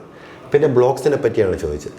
ബ്ലോക്സിനെ പറ്റി പറയുമ്പോഴത്തേക്ക് നമ്മുടെ നാട്ടിൽ കോമൺലി അതിനെ സൈസ് വെച്ച് ക്ലാസിഫൈ ചെയ്ത് പറയുകയാണെങ്കിൽ 4 ഇഞ്ച് വീതി, അതായത് 10 സെൻറ്റിമീറ്റർ വീതി, പിന്നെ 6 ഇഞ്ച് വീതി, അതായത് 15 സെൻറ്റിമീറ്റർ വീതി, പിന്നെ 8 ഇഞ്ച് വീതി, അതായത് 20 സെൻറ്റിമീറ്റർ വീതി. ഇങ്ങനെ 3 ടൈപ്പിൽ സൈസിൽ അവൈലബിൾ ആണ്. നമ്മൾ ഹോളോ ബ്രിക്സ് എന്ന് പറഞ്ഞ ടൈപ്പുണ്ട്. അതിനകത്ത് വലിയ ഹോളായിരിക്കും ഉണ്ടാവുന്നത്. പിന്നെ പൈപ്പ് ഹോൾ എന്ന് പറയുന്ന ഒരു ടൈപ്പ് വരാറുണ്ട്. പൈപ്പ് ഹോൾ എന്ന് പറയുന്ന സാധനത്തിനകത്ത് പൈപ്പിൻ്റെ ഷേപ്പിലുള്ള 2 ഹോളേ അതിനകത്ത് ഉണ്ടാകത്തുള്ളൂ. പിന്നെ വരുന്നത് സോളിഡ് ബ്ലോക്സ്. ഇതിനകത്ത് സോളിഡ് ബ്ലോക്ക് എന്ന് പറഞ്ഞ സാധനമാണ് നമുക്ക് ഏറ്റവും നല്ലത്. ഇപ്പോൾ നമ്മളൊരു വീട് വെക്കുന്ന സാഹചര്യം പറയുകയാണെങ്കിൽ, ഇപ്പോൾ ഒരാൾക്കൊരു 2 നില വീട് വെക്കണമെന്ന് വിചാരിക്കും. അപ്പോൾ അതിനകത്ത് നമുക്ക് ഏത് ബ്ലോക്കാണ് നമ്മൾ കൂടുതൽ ഓപ്റ്റ് ചെയ്യേണ്ടത്, നമ്മൾ സ്പാൻ അനുസരിച്ചിട്ടാണ് തീരുമാനിക്കുന്നത്. നമ്മളൊരു സാധാരണ നിലയിലുള്ള ഒരു വീട് നമ്മൾ ചെയ്യുമ്പോഴത്തേക്കും ഒരുപാട് സ്പാനിങ്ങും കാര്യങ്ങളൊന്നും വരാത്ത ഒരു മിനിമൽ രീതിയിലുള്ള ഒരു വീട് വെക്കുന്ന ഒരു കേസ് എടുക്കുകയാണെങ്കിൽ, നമ്മൾ താഴത്തെ നിലയിൽ 8 ഇഞ്ച് കല്ല്, അതായത് 20 സെൻറ്റിമീറ്ററിന് സോളിഡ് ബ്ലോക്ക് ഉപയോഗിക്കാനായിരിക്കും റെക്കമെൻഡ് ചെയ്യുക. ഫസ്റ്റ് ഫ്ലോർ വരുമ്പോഴത്തേക്കും 8 ഇഞ്ചിൽ പോയാൽ അത്രയും നല്ലത്, അതായത് 20 സെൻറ്റിമീറ്റർ വീതിയിൽ പോയാൽ അത്രയും നല്ലത്. പിന്നെ തീരെ നിവർത്തിയില്ല, ബഡ്ജറ്റിന് എന്തെങ്കിലും ഇഷ്യൂ ഉണ്ട്, അങ്ങനെയൊക്കെ ഉണ്ടെന്നുണ്ടെങ്കിൽ നമുക്ക് 15 സെൻറ്റിമീറ്റർ സോളിഡ് ബ്ലോക്കിൽ പോവുക. അപ്പോൾ നമ്മൾ എപ്പോഴും കല്ലിൻ്റെ ആസ്പെക്റ്റിൽ പറയുമ്പോഴത്തേക്കും എപ്പോഴും സോളിഡ് ബ്ലോക്ക് തന്നെയാണ് നല്ലത്. പിന്നെ പൈപ്പ് ഹോൾ എന്ന് പറയുന്നത് കമ്പാരിറ്റീവ്ലി സ്ട്രെങ്ത് വൈസ് നോക്കിയാലും ലോഡ് ക്യാരിങ് കപ്പാസിറ്റി, അതായത് നമുക്ക് അതിനകത്തൊരു നമ്മൾ കംപ്രസീവ് മെഷീനിൽ വെച്ചിട്ട് അതിനെ കംപ്രസീവ് സ്ട്രെങ്ത് ടെസ്റ്റിംഗ് മെഷീനിൽ വെച്ച് തന്നെ പൊട്ടിക്കുകയാണെങ്കിൽ നമുക്ക് എപ്പോഴും ലോഡ് ക്യാരിങ് കപ്പാസിറ്റി കൂടുതൽ കിട്ടുക നമുക്ക് സോളിഡ് ബ്ലോക്സിനായിരിക്കും. പിന്നെ അതിനുശേഷമായിരിക്കും പൈപ്പ് ഹോൾ വരുന്നത്, അതിനുശേഷമായിരിക്കും ഹോളോ ബ്ലോക്സും വരുന്നത്. സോ എപ്പോഴും നമുക്ക് സ്ട്രെങ്ത് വൈസ് നമ്മൾ നോക്കുമ്പോഴത്തേക്ക് സോളിഡ് ബ്ലോക്സിൻ്റെ 20 സെൻറ്റിമീറ്റർ വീതിയിൽ വരുന്ന സാധനം തന്നെയാണ് നമ്മൾ റെക്കമെൻഡബിൾ ആയിട്ടുള്ളത്. ഇപ്പോൾ ചില ബ്രിക്സുകൾ ഇപ്പം ഇൻ്റർലോക്ക് ചെയ്ത് പോകുന്ന ബ്രിക്സുകളില്ലേ? അതെ, AC ബ്ലോക്സ് എന്ന് പറയുന്ന സാധനം ഇന്റർലോക്ക് ചെയ്ത് പോകുന്ന സാധനം. ഇത് ചിലപ്പോൾ നമുക്ക് ഇത് ഉപയോഗിച്ച് കെട്ടുകയാണെങ്കിൽ പൂശേണ്ട ആവശ്യം വരുന്നില്ല. അതെ, തീർച്ചയായിട്ടും. അപ്പോൾ അത് നമുക്ക് ഒരു ബഡ്ജറ്റിൽ സ്വാഭാവികമായിട്ടും അതിനകത്തുള്ള വെച്ചം ഉണ്ടാവാറുണ്ട്. ഇതിനകത്ത് ഡയറക്റ്റ് പുട്ടി അപ്ലൈ ചെയ്യാൻ പറ്റുന്ന സാധനമാണ്. അപ്പോൾ ഇതിനകത്ത് പൂശേണ്ട കാര്യം വരുന്നില്ല. ഇപ്പോൾ നമ്മളൊരു വീട് വെക്കുമ്പോൾ അത് പ്രധാനപ്പെട്ട ഒരു കാര്യമാണ് വീടിൻ്റെ കോൺക്രീറ്റിങ്. അതെ. അപ്പോൾ ഈ കോൺക്രീറ്റിങ്ങിൽ നമ്മൾ എന്തൊക്കെ കാര്യങ്ങൾ ശ്രദ്ധിക്കണം? ഒരു വീടിൻ്റെ പ്രധാനപ്പെട്ട സംഭവം തന്നെയാണ് അതിൻ്റെ കോൺക്രീറ്റിംഗ് എന്ന് പറയുന്നത്. റൂഫ് കോൺക്രീറ്റിംഗ് എന്നുള്ള സംഭവം ഒരു വീടിനെ സംബന്ധിച്ചിടത്തോളം വളരെ പ്രധാനപ്പെട്ടതാണ്. അതിനകത്ത് നമ്മൾ ശ്രദ്ധിക്കേണ്ട കാര്യങ്ങളെന്ന് പറയുമ്പോഴത്തേക്കും ഷട്ടറിങ്. ആദ്യമായിട്ട് നമ്മൾ ഷട്ടറിങ് ചെയ്തതിന് ശേഷമായിരിക്കും നമ്മൾ സ്ലാബ് കാസ്റ്റ് ചെയ്യുന്നത്. അപ്പോൾ ഷട്ടറിങ് ചെയ്യുമ്പോഴത്തേക്കും ഷട്ടറിങ്ങിൻ്റെ ലെവൽ പ്രോപ്പറായിരിക്കണം, അതായത് അതിൻ്റെ വാട്ടർ ലെവൽ പ്രോപ്പറായിരിക്കണം. അതിലിപ്പോൾ ഒരു ബീം ഉണ്ട് എന്നുണ്ടെങ്കിൽ ആ ബീമിൻ്റെ ഡെപ്ത്ത് പ്രോപ്പറായിട്ട് കൊടുത്തിട്ടുണ്ടോ, ബീമിൻ്റെ ബോട്ടം ലെവൽ കറക്റ്റാണോ എന്നുള്ള കാര്യങ്ങളെല്ലാം നമ്മൾ പ്രോപ്പറായിട്ട് ചെക്ക് ചെയ്യണം. അതിനുശേഷം വരുമ്പോഴത്തേക്ക് നമ്മൾ സ്റ്റീൽ പ്ലേസ് ചെയ്യുക എന്നുള്ളതാണ്. സ്റ്റീൽ പ്ലേസ് ചെയ്യുന്നതിന് മുന്നേ ആയിട്ട് തന്നെ നമ്മൾ ഈ ഷട്ടറിങ്ങിനിടയിൽ വല്ല ഗ്യാപ്സ് ഉണ്ടെങ്കിൽ ഉറപ്പായിട്ട് നമ്മളത് അടയ്ക്കണം. അത് ടേപ്പ് വെച്ച് അടയ്ക്കേണ്ടതാണെങ്കിൽ ടേപ്പ് വെച്ച് തന്നെ അടയ്ക്കണം. അതിൻ്റെ ഗ്രൗട്ട് ഒരു കാരണവശാലും കോൺക്രീറ്റ് ചെയ്യുമ്പോഴത്തേക്കും പുറത്ത് പോകാതിരിക്കാൻ വേണ്ടി നമ്മൾ മാക്സിമം കെയർ ചെയ്യണം. പിന്നെ നമ്മൾ ശ്രദ്ധിക്കേണ്ട സ്റ്റീലിൻ്റെ കാര്യമാണ്. Steel as per structural engineer നമ്മൾ എന്ത് തന്നിട്ടുണ്ടോ അത് പ്രകാരം നമ്മൾ സ്റ്റീൽ പ്ലേസ് ചെയ്തിട്ടുണ്ടോ എന്നുള്ള കാര്യം നമ്മൾ ചെക്ക് ചെയ്യണം. ബാർ ബെൻഡിങ് ഷെഡ്യൂൾ പ്രകാരം സ്റ്റീൽ പ്ലേസ് ചെയ്യണം. അതിനുശേഷം പിന്നെ നമുക്ക് കോൺക്രീറ്റിങ്ങിലേക്കാണ് വരുന്നത്. കോൺക്രീറ്റ് എന്ന് പറയുന്നത് പിന്നെ ഇതിനിടയിൽ നമുക്ക് ചെയ്ത് കൊടുക്കേണ്ട വേറൊരു കാര്യം ഇലക്ട്രിക്കൽ കോൺഡ്യൂട്ട്സ് ഇടുക എന്നുള്ളതാണ്. കോൺഡ്യൂട്ട്സ് ഇടുമ്പോഴത്തേക്ക് ഇലക്ട്രിക്കൽ കോൺഡ്യൂട്ട്സിന് വേണ്ടിയിട്ടുള്ള പൈപ്പ്സ് ഇതിനകത്ത് ലേ ചെയ്യണം. കവറിംഗ് ബ്ലോക്ക് വെക്കണം. കവറിംഗ് ബ്ലോക്ക് വെക്കുമ്പോഴേ സ്റ്റീൽ പൊങ്ങി നിൽക്കത്തുള്ളൂ. ഇല്ലെന്നുണ്ടെങ്കിൽ നമ്മൾ ഷട്ടറിൽ മുട്ടി നിൽക്കും, പ്രോപ്പർ കവർ ഉണ്ടാകത്തില്ല. അപ്പോൾ സ്റ്റീലിന് പ്രോപ്പർ കവർ കൊടുക്കുക, നമ്മൾ ഇലക്ട്രിക്കൽ കോൺഡ്യൂട്ട്സ് ലേ ചെയ്യുക. അതിനുശേഷം നമ്മൾ അടുത്ത ലെവൽ എന്ന് പറയുന്നത് കോൺക്രീറ്റിംഗ് ആണ്. ഇപ്പോൾ കോൺക്രീറ്റിംഗ് എന്ന് പറയുന്നത് ഇപ്പോൾ സ്ട്രക്ചറൽ എഞ്ചിനീയർ ഒരു സംഭവം തന്നിട്ടുണ്ടായിരിക്കും. M15 മിക്സിലായിരിക്കണം ചെയ്യേണ്ടത്, അല്ലെങ്കിൽ M20 മിക്സാണ്, അല്ലെങ്കിൽ M25 മിക്സ്, അല്ലെങ്കിൽ M30 മിക്സ്. അപ്പോൾ ഇത് ഏതിനാണോ നമ്മൾ ചെയ്യേണ്ടത് അത് പ്രകാരമായിരിക്കണം നമ്മൾ കോൺക്രീറ്റ് ചെയ്യേണ്ടത്. അപ്പോൾ ആ മിക്സ് പ്രകാരം നമ്മൾ സൈറ്റിൽ കോൺക്രീറ്റ് എക്സിക്യൂട്ട് ചെയ്യുക. പിന്നെ സൈറ്റിൽ കോൺക്രീറ്റ് പ്ലേസ് ചെയ്യുമ്പോഴത്തേക്കും കഴിവതും മുകളിൽ ഇങ്ങനെ കുട്ടയിൽ നിന്ന് ഇങ്ങനെ കൊണ്ടുവന്ന് ഇങ്ങനെ തട്ടുന്നതിന് പകരം കഴിവതും ഇങ്ങനെ താഴ്ത്തി ഇടാനായിട്ട് ശ്രമിക്കുക. പിന്നെ അത് കൂടാതെ വൈബ്രേറ്റർ പ്രോപ്പറായിട്ട് പ്ലേസ് ചെയ്യുക. അതെന്നുണ്ടെങ്കിൽ ഈ കുട്ട കൊണ്ടുവന്നിട്ട് മുകളിൽ തട്ടിയിടരുതെന്ന് പറയുന്നത് അത് നമ്മൾ എന്താണെന്ന് വെച്ച് കഴിഞ്ഞാൽ അതിന് സെഗ്രിഗേഷൻ സംഭവിക്കും. അത് മെറ്റൽ ആദ്യം പോയി വീഴും. അപ്പോൾ അങ്ങനെ വരുമ്പോഴത്തേക്ക് നമ്മൾ കോൺക്രീറ്റ് എന്ന് പറയുന്നത് ഒരു ഹോമോജീനിയസ് മിക്സാണ്. അപ്പോൾ അതുകൊണ്ട് ഒരിക്കലും മെറ്റൽ നമ്മൾ അങ്ങനെ എപ്പോഴും അത് ഒരു യൂണിഫോം ആയിട്ട് തന്നെ കിട്ടേണ്ട സാധനമാണ്. അത് പ്രോപ്പർലി മിക്സ് ചെയ്ത് വരേണ്ട സാധനമാണ്. Concrete is A homogeneous structure എന്നാണ്. അപ്പോഴത്തേക്ക് അതിനകത്ത് സ്റ്റീലും സിമെൻറ്റും എംസാൻഡും എല്ലാം കൂടെ ചേർന്ന് വരുന്നൊരു സാധനമാണ്. അത് ഹോമോജീനിയസ് ആയിട്ട് ഇരിക്കുകയാണ്. അപ്പോൾ അതുകൊണ്ടാണ് നമ്മളത് അങ്ങനെ പറയുന്നത്. അപ്പോൾ അതുകൊണ്ട് മുകളിൽ നിന്ന് തട്ടി ഇടാൻ പാടില്ല, സൈഡിൽ നിന്ന് മാത്രമേ ഇടാവൂ. താഴ്ത്തി ഇടുക എന്നുള്ളതാണ് നമ്മൾ അതിനകത്ത് മെയിനായിട്ട് ശ്രദ്ധിക്കേണ്ട ഒരു കാര്യമാണ്. തീർച്ചയായിട്ടും ശ്രദ്ധിക്കേണ്ട കാര്യം തന്നെയാണ്. പിന്നെ നമ്മൾ അതിനുശേഷം പിന്നെ നമ്മൾ ശ്രദ്ധിക്കേണ്ടത് വൈബ്രേഷൻ കൊടുക്കുക എന്നുള്ളതാണ്. വൈബ്രേറ്റർ ഉപയോഗിച്ച് തന്നെ വൈബ്രേഷൻ കൊടുക്കുക. വൈബ്രേറ്റർ കൊടുത്തതിന് ശേഷം അതിൻ്റെ ലെവൽ ഫിക്സ് ചെയ്യുക. ഇപ്പോൾ സൈഡിൽ നമ്മൾ ലെവലിംഗ് മെറ്റീരിയൽ വെച്ചിട്ട് നമ്മൾ ലെവലിംഗ് കൊടുക്കുക. ലെവലിംഗ് കൊടുത്തതിന് ശേഷം ഇട ഫില്ല് ചെയ്ത് വരിക. സ്റ്റീൽ പ്ലേസ് ചെയ്തതിന് ശേഷം നമ്മൾ അതിനകത്ത് കവറിംഗ് ബ്ലോക്ക് വെച്ച് സ്റ്റീലിനെ പൊക്കി വയ്ക്കുക. അപ്പോഴത്തേക്ക് നമുക്ക് കോൺക്രീറ്റിന് വേണ്ട കവർ കിട്ടും. അത് സ്റ്റീലിന് വേണ്ട കവർ നമുക്ക് അതിനകത്ത് കിട്ടും. ആ കവറിങ് കിട്ടിയതിന് ശേഷം നമ്മൾ കോൺക്രീറ്റ് പ്ലേസ് ചെയ്യുക. അതിനിടയിൽ നമ്മൾ ഇലക്ട്രിക്കൽ കോൺഡ്യൂട്ട്സ് ആവശ്യമാണെങ്കിൽ അത് പ്ലേസ് ചെയ്യുക. അതിനുശേഷം കോൺക്രീറ്റ് പ്ലേസ് ചെയ്യുക. കോൺക്രീറ്റ് പ്ലേസ് ചെയ്യുമ്പോഴത്തേക്ക് കഴിവതും താഴ്ത്തി തന്നെ പ്ലേസ് ചെയ്യാനായിട്ട് ശ്രമിക്കുക. ഗ്രൗട്ട് പുറത്ത് പോകാതിരിക്കാനുള്ള റെമഡീസ് എന്താണെന്ന് വെച്ചാൽ എടുക്കുക. പിന്നെ അതിനുശേഷം പ്രോപ്പറായിട്ട് വൈബ്രേഷൻ നടത്തുക. വൈബ്രേറ്റർ ഉപയോഗിച്ച് തന്നെ വൈബ്രേറ്റ് ചെയ്യുക. പിന്നെ നമ്മൾ ലെവൽ വെച്ചിട്ട് പ്രോപ്പറായിട്ട് ലെവൽ ചെയ്ത് ക്ലിയർ ചെയ്ത് കൊണ്ടുവരിക. പിന്നെ ഇതിനകത്ത് അതിനുശേഷം നമ്മൾ ഏറ്റവും പ്രധാനമായിട്ട് ശ്രദ്ധിക്കേണ്ടത്, നമ്മൾ OPC സിമെൻ്റൊക്കെ ഉപയോഗിച്ചാണ് നമ്മൾ കോൺക്രീറ്റ് ചെയ്യുന്നത് എന്നുണ്ടെന്നുണ്ടെങ്കിൽ നമ്മുടെ ഈ കോൺക്രീറ്റിൽ ചെറിയ ക്രാക്സ് വരാനുള്ള സാധ്യത വരും. നല്ല വെയിലുള്ള ദിവസമൊക്കെയാണ് നമ്മൾ കോൺക്രീറ്റ് ചെയ്യുന്നതെന്നുണ്ടെങ്കിൽ ക്രാക്സ് വരാനുള്ള സാധ്യത വരും. അപ്പോൾ അങ്ങനെയാണെന്നുണ്ടെങ്കിൽ വെള്ളം നമ്മൾ തുടക്കത്തിൽ തന്നെ സ്പ്രിങ്കിൾ ചെയ്ത് കൊടുക്കുക. അതിനുശേഷം പിറ്റേ ദിവസം നെക്സ്റ്റ് ഡേ, ഇപ്പോൾ ഇന്ന് കോൺക്രീറ്റ് ചെയ്തെങ്കിൽ നെക്സ്റ്റ് ഡേ മോർണിംഗിൽ തന്നെ ഒരു 6 മണിക്ക് മുന്നേ തന്നെ കഴിയുമെങ്കിൽ നമുക്ക് അതിനകത്ത് വെള്ളം പോണ്ട് ചെയ്ത് നിർത്താൻ വേണ്ടിയിട്ട് ശ്രമിക്കുക. വെള്ളം പോണ്ട് ചെയ്ത് നിർത്താൻ വേണ്ടിയിട്ടുള്ള ബണ്ടിങ്ങിൻ്റെ വർക്കും കാര്യങ്ങളും എല്ലാം കഴിയുന്നത് തലേദിവസം തന്നെ ചെയ്ത് ക്ലിയർ ചെയ്ത് വെക്കുക. ഇതാണ് നമ്മൾ കോൺക്രീറ്റിങ്ങിൽ മെയിനായിട്ട് ശ്രദ്ധിക്കേണ്ട കാര്യങ്ങൾ. ഈ കോൺക്രീറ്റ് ചെയ്യുന്ന സമയത്ത് ഈ ചിലപ്പോൾ ഈ ഡോക്ടർ ഫിക്സ് ഒക്കെ ഇതിൻ്റെ കൂട്ടത്തിൽ യൂസ് ചെയ്യുന്നുണ്ട്. അതെ, അഡ്മിക്സേഴ്സ് തീർച്ചയായിട്ടും ആഡ് ചെയ്യാറുണ്ട്. അതെങ്ങനെയാണെന്ന് വെച്ച് കഴിഞ്ഞാൽ ഇപ്പോൾ നമുക്ക് റിക്വയർമെൻറ്റ് അനുസരിച്ചിട്ടാണ് അഡ്മിക്സേഴ്സ് ആഡ് ചെയ്യുന്നത്. ഇപ്പം നമ്മൾ പ്ലിന്ത് ബീമിൽ ആഡ് ചെയ്യുന്ന സാധനം എന്ന് പറയുമ്പോഴത്തേക്കും ഇപ്പം നമ്മൾ വാട്ടർ പ്രൂഫിങ്ങിന് വേണ്ട സാധനങ്ങളായിരിക്കും പ്ലിന്ത് ബീമിൽ ആഡ് ചെയ്യുന്നത്. അതേപോലെ അത് റൈസിങ് ഡാമേജസിനെ പ്രൊട്ടക്ട് ചെയ്യാൻ വേണ്ടിയിട്ടാണ്. അതേപോലെ തന്നെ നമ്മൾ റൂഫ് കോൺക്രീറ്റിങ്ങിൽ ആഡ് ചെയ്യുന്ന സാധനം എന്ന് പറയുന്നതും ഇതേപോലെ വാട്ടർ പ്രൂഫിങ് കെമിക്കൽസ് നമ്മൾ ബാത്റൂമിൻ്റെ തട്ടുകളിൽ ഉപയോഗിക്കാറുണ്ട്. ഏറ്റവും ടോപ്പിൽ റൂഫിൽ വരുന്ന കോൺക്രീറ്റിങ്ങിൽ ഉപയോഗിക്കാറുണ്ട്. വാട്ടർ പ്രൂഫിങ് കോമ്പോണൻറ്റും കൂടെ അതിനകത്ത് ആഡ് ചെയ്ത് ചെയ്യുന്നതിൻ്റെ ഉദ്ദേശം എന്ന് പറഞ്ഞു കഴിഞ്ഞാൽ കോൺക്രീറ്റ് അത്രയും വാട്ടർ പ്രൂഫ് ആക്കുക എന്നുള്ള ലക്ഷ്യത്തോടെ ചെയ്യുന്നതാണ്. ഇതോടൊപ്പം തന്നെ ഈ വാട്ടർ പ്രൂഫിങ് മെറ്റീരിയലോടൊപ്പം തന്നെ സ്ട്രെങ്ത് ഗെയിനിങ് കോംപ്ലിമെൻറ്റ്സ് നമ്മൾ ഇതിനകത്ത് ആഡ് ചെയ്യാറുണ്ട്. അത് ഡിപ്പെൻസ്. M30 M35 പോലെയുള്ള മിക്സിലാണ് നമുക്ക് കോൺക്രീറ്റ് ചെയ്യണമെന്നുണ്ടെന്നുണ്ടെങ്കിൽ നമ്മൾ തീർച്ചയായിട്ടും അതിനകത്ത് സ്ട്രെങ്ത് ഗെയിനിങ് കമ്പോണൻസ് നമ്മൾ ഇതിനകത്ത് ആഡ് ചെയ്യാറുണ്ട്. സ്ട്രെങ്ത് ഗെയിനിങ് അഡ്മിക്സ്റ്റേഴ്സ് നമ്മൾ ഇതിനകത്ത് ആഡ് ചെയ്യാറുണ്ട്. അപ്പോൾ ഈ ഡോക്ടർ ഫിക്സ് ഇതൊക്കെ ഫിക്സ് ഇതിനൊരു മെഷർമെൻ്റ് ഉണ്ടോ ഡോക്ടർ ഫിക്സിൻ്റെ? തീർച്ചയായിട്ടും ഉണ്ട്. അത് നമുക്ക് ഓരോ ബ്രാൻഡിനും ഓരോ രീതിക്കാണ് അതിനകത്ത് മെഷർമെൻറ്റ്സ് വരുന്നത്. ഇപ്പം ഡോക്ടർ ഫിക്സിൻ്റെതായിരിക്കത്തില്ല ഫോസ്ട്രോക്കിന് വരുന്നത്, ഫോസ്ട്രോക്കിൻ്റെതായിരിക്കത്തില്ല സിക്കയ്ക്ക് വരുന്നത്. ഓരോ ബ്രാൻഡിനും ഓരോ രീതിക്കാണ് അവരത് ആഡ് ചെയ്യാനായിട്ട് പറയുന്നത്. ഇപ്പോൾ നമ്മളൊരു വീട് വെച്ച് ഒരു 3 മാസം 4 മാസം കഴിയുമ്പോൾ തന്നെ വീടിലേക്ക് ലീക്കേജ് തുടങ്ങും. ടോയ്ലറ്റിൽ നിന്ന്, അതുപോലെ തന്നെ വോളാണോ ഉദ്ദേശിക്കുന്നത്? വോളിലാണ് പ്രധാനമായിട്ടും കണ്ടുവരുന്നത്. വോളിൻ്റെ എല്ലാ ഭാഗത്തും പൊട്ടി വരുന്ന കണ്ടത്. ഇത് നമ്മൾ വീടിൻ്റെ സ്ട്രക്ചർ വർക്ക് മുതൽ നമ്മൾ ശ്രദ്ധിച്ചു കഴിഞ്ഞാൽ നമുക്കിത് ഒഴിവാക്കാൻ പറ്റും. തീർച്ചയായിട്ടും ഇത് മിനിമൈസ് ചെയ്യാൻ പറ്റും. ഇതിൻ്റെ ഇൻറ്റൻസിറ്റി ഒരുപാട് കുറയ്ക്കാൻ പറ്റും. നമ്മൾ അതിനകത്ത് മെയിനായിട്ട് ശ്രദ്ധിക്കേണ്ട കാര്യങ്ങളെന്ന് പറയുമ്പോഴത്തേക്കും നമ്മൾ ഗ്രൗണ്ട് ഫ്ലോറിൽ പ്ലിന്ത് ബീം കാസ്റ്റ് ചെയ്യുന്ന സമയത്ത് ഉറപ്പായിട്ടും അഡ്മിക്സർ ആഡ് ചെയ്ത് തന്നെ ചെയ്യുക. അതായത് വാട്ടർ പ്രൂഫിങ് അഡ്മിക്സർ. ഞാനിപ്പോൾ ഒരു ബ്രാൻഡ് പറയുന്നത് ശരിയല്ല, അതുകൊണ്ട് ഒരു വാട്ടർ പ്രൂഫിങ് അഡ്മിക്സർ ആഡ് ചെയ്ത് തന്നെ ചെയ്യുക. അതിനുശേഷം നമുക്ക് അത് എങ്ങനെ ആഡ് ചെയ്യുന്നത്? ഇവിടെ നമുക്കിപ്പോൾ ഒരു ബാഗ് സിമെന്റിന് 200 ml ആഡ് 200 ml എന്നുള്ള രീതിക്കുള്ള ലിക്വിഡ്സ് കാര്യങ്ങളൊക്കെ അവൈലബിൾ ആണ്. അപ്പോൾ ഇപ്പോൾ പല ബ്രാൻഡിനും അത് അവൈലബിൾ ആണ്. അപ്പോൾ അതിലേതെങ്കിലും ബ്രാൻഡ് ഉപയോഗിച്ച് അത് ചെയ്യുക. അപ്പോൾ ആദ്യത്തെ വാട്ടർ പ്രൂഫിങ് പ്ലിന്ത് ബീമിൽ തന്നെ ചെയ്യുക. അതിനുശേഷം നമ്മുടെ പ്ലിന്ത് ബീമിൽ തന്നെ നമുക്ക് ടാർ കോട്ടിങ് അല്ലെങ്കിൽ ടാർ ഷീറ്റ് പോലുള്ള സാധനങ്ങൾ മാർക്കറ്റിൽ അവൈലബിൾ ആണ്. അത് അപ്ലൈ ചെയ്യാൻ പറ്റും. അപ്പോൾ അതിൽ നിന്ന് തന്നെ നമുക്ക് റൈസിങ് ഡാമേജസിനെ പ്രൊട്ടക്ട് ചെയ്യാനുള്ള ഒരു ചാൻസ് നമുക്ക് അവിടെ നിന്നും കിട്ടുകയും. അപ്പോൾ റൈസിങ് ഡാമേജ് പ്രൊട്ടക്ഷൻ നമുക്ക് ടാർ ഷീറ്റ് വഴിയായി അത് ആദ്യമേ തന്നെ നമ്മളതിനകത്ത് വാട്ടർ പ്രൂഫിങ് അഡ്മിക്സർ നമ്മൾ ആഡ് ചെയ്തിട്ടുണ്ട്.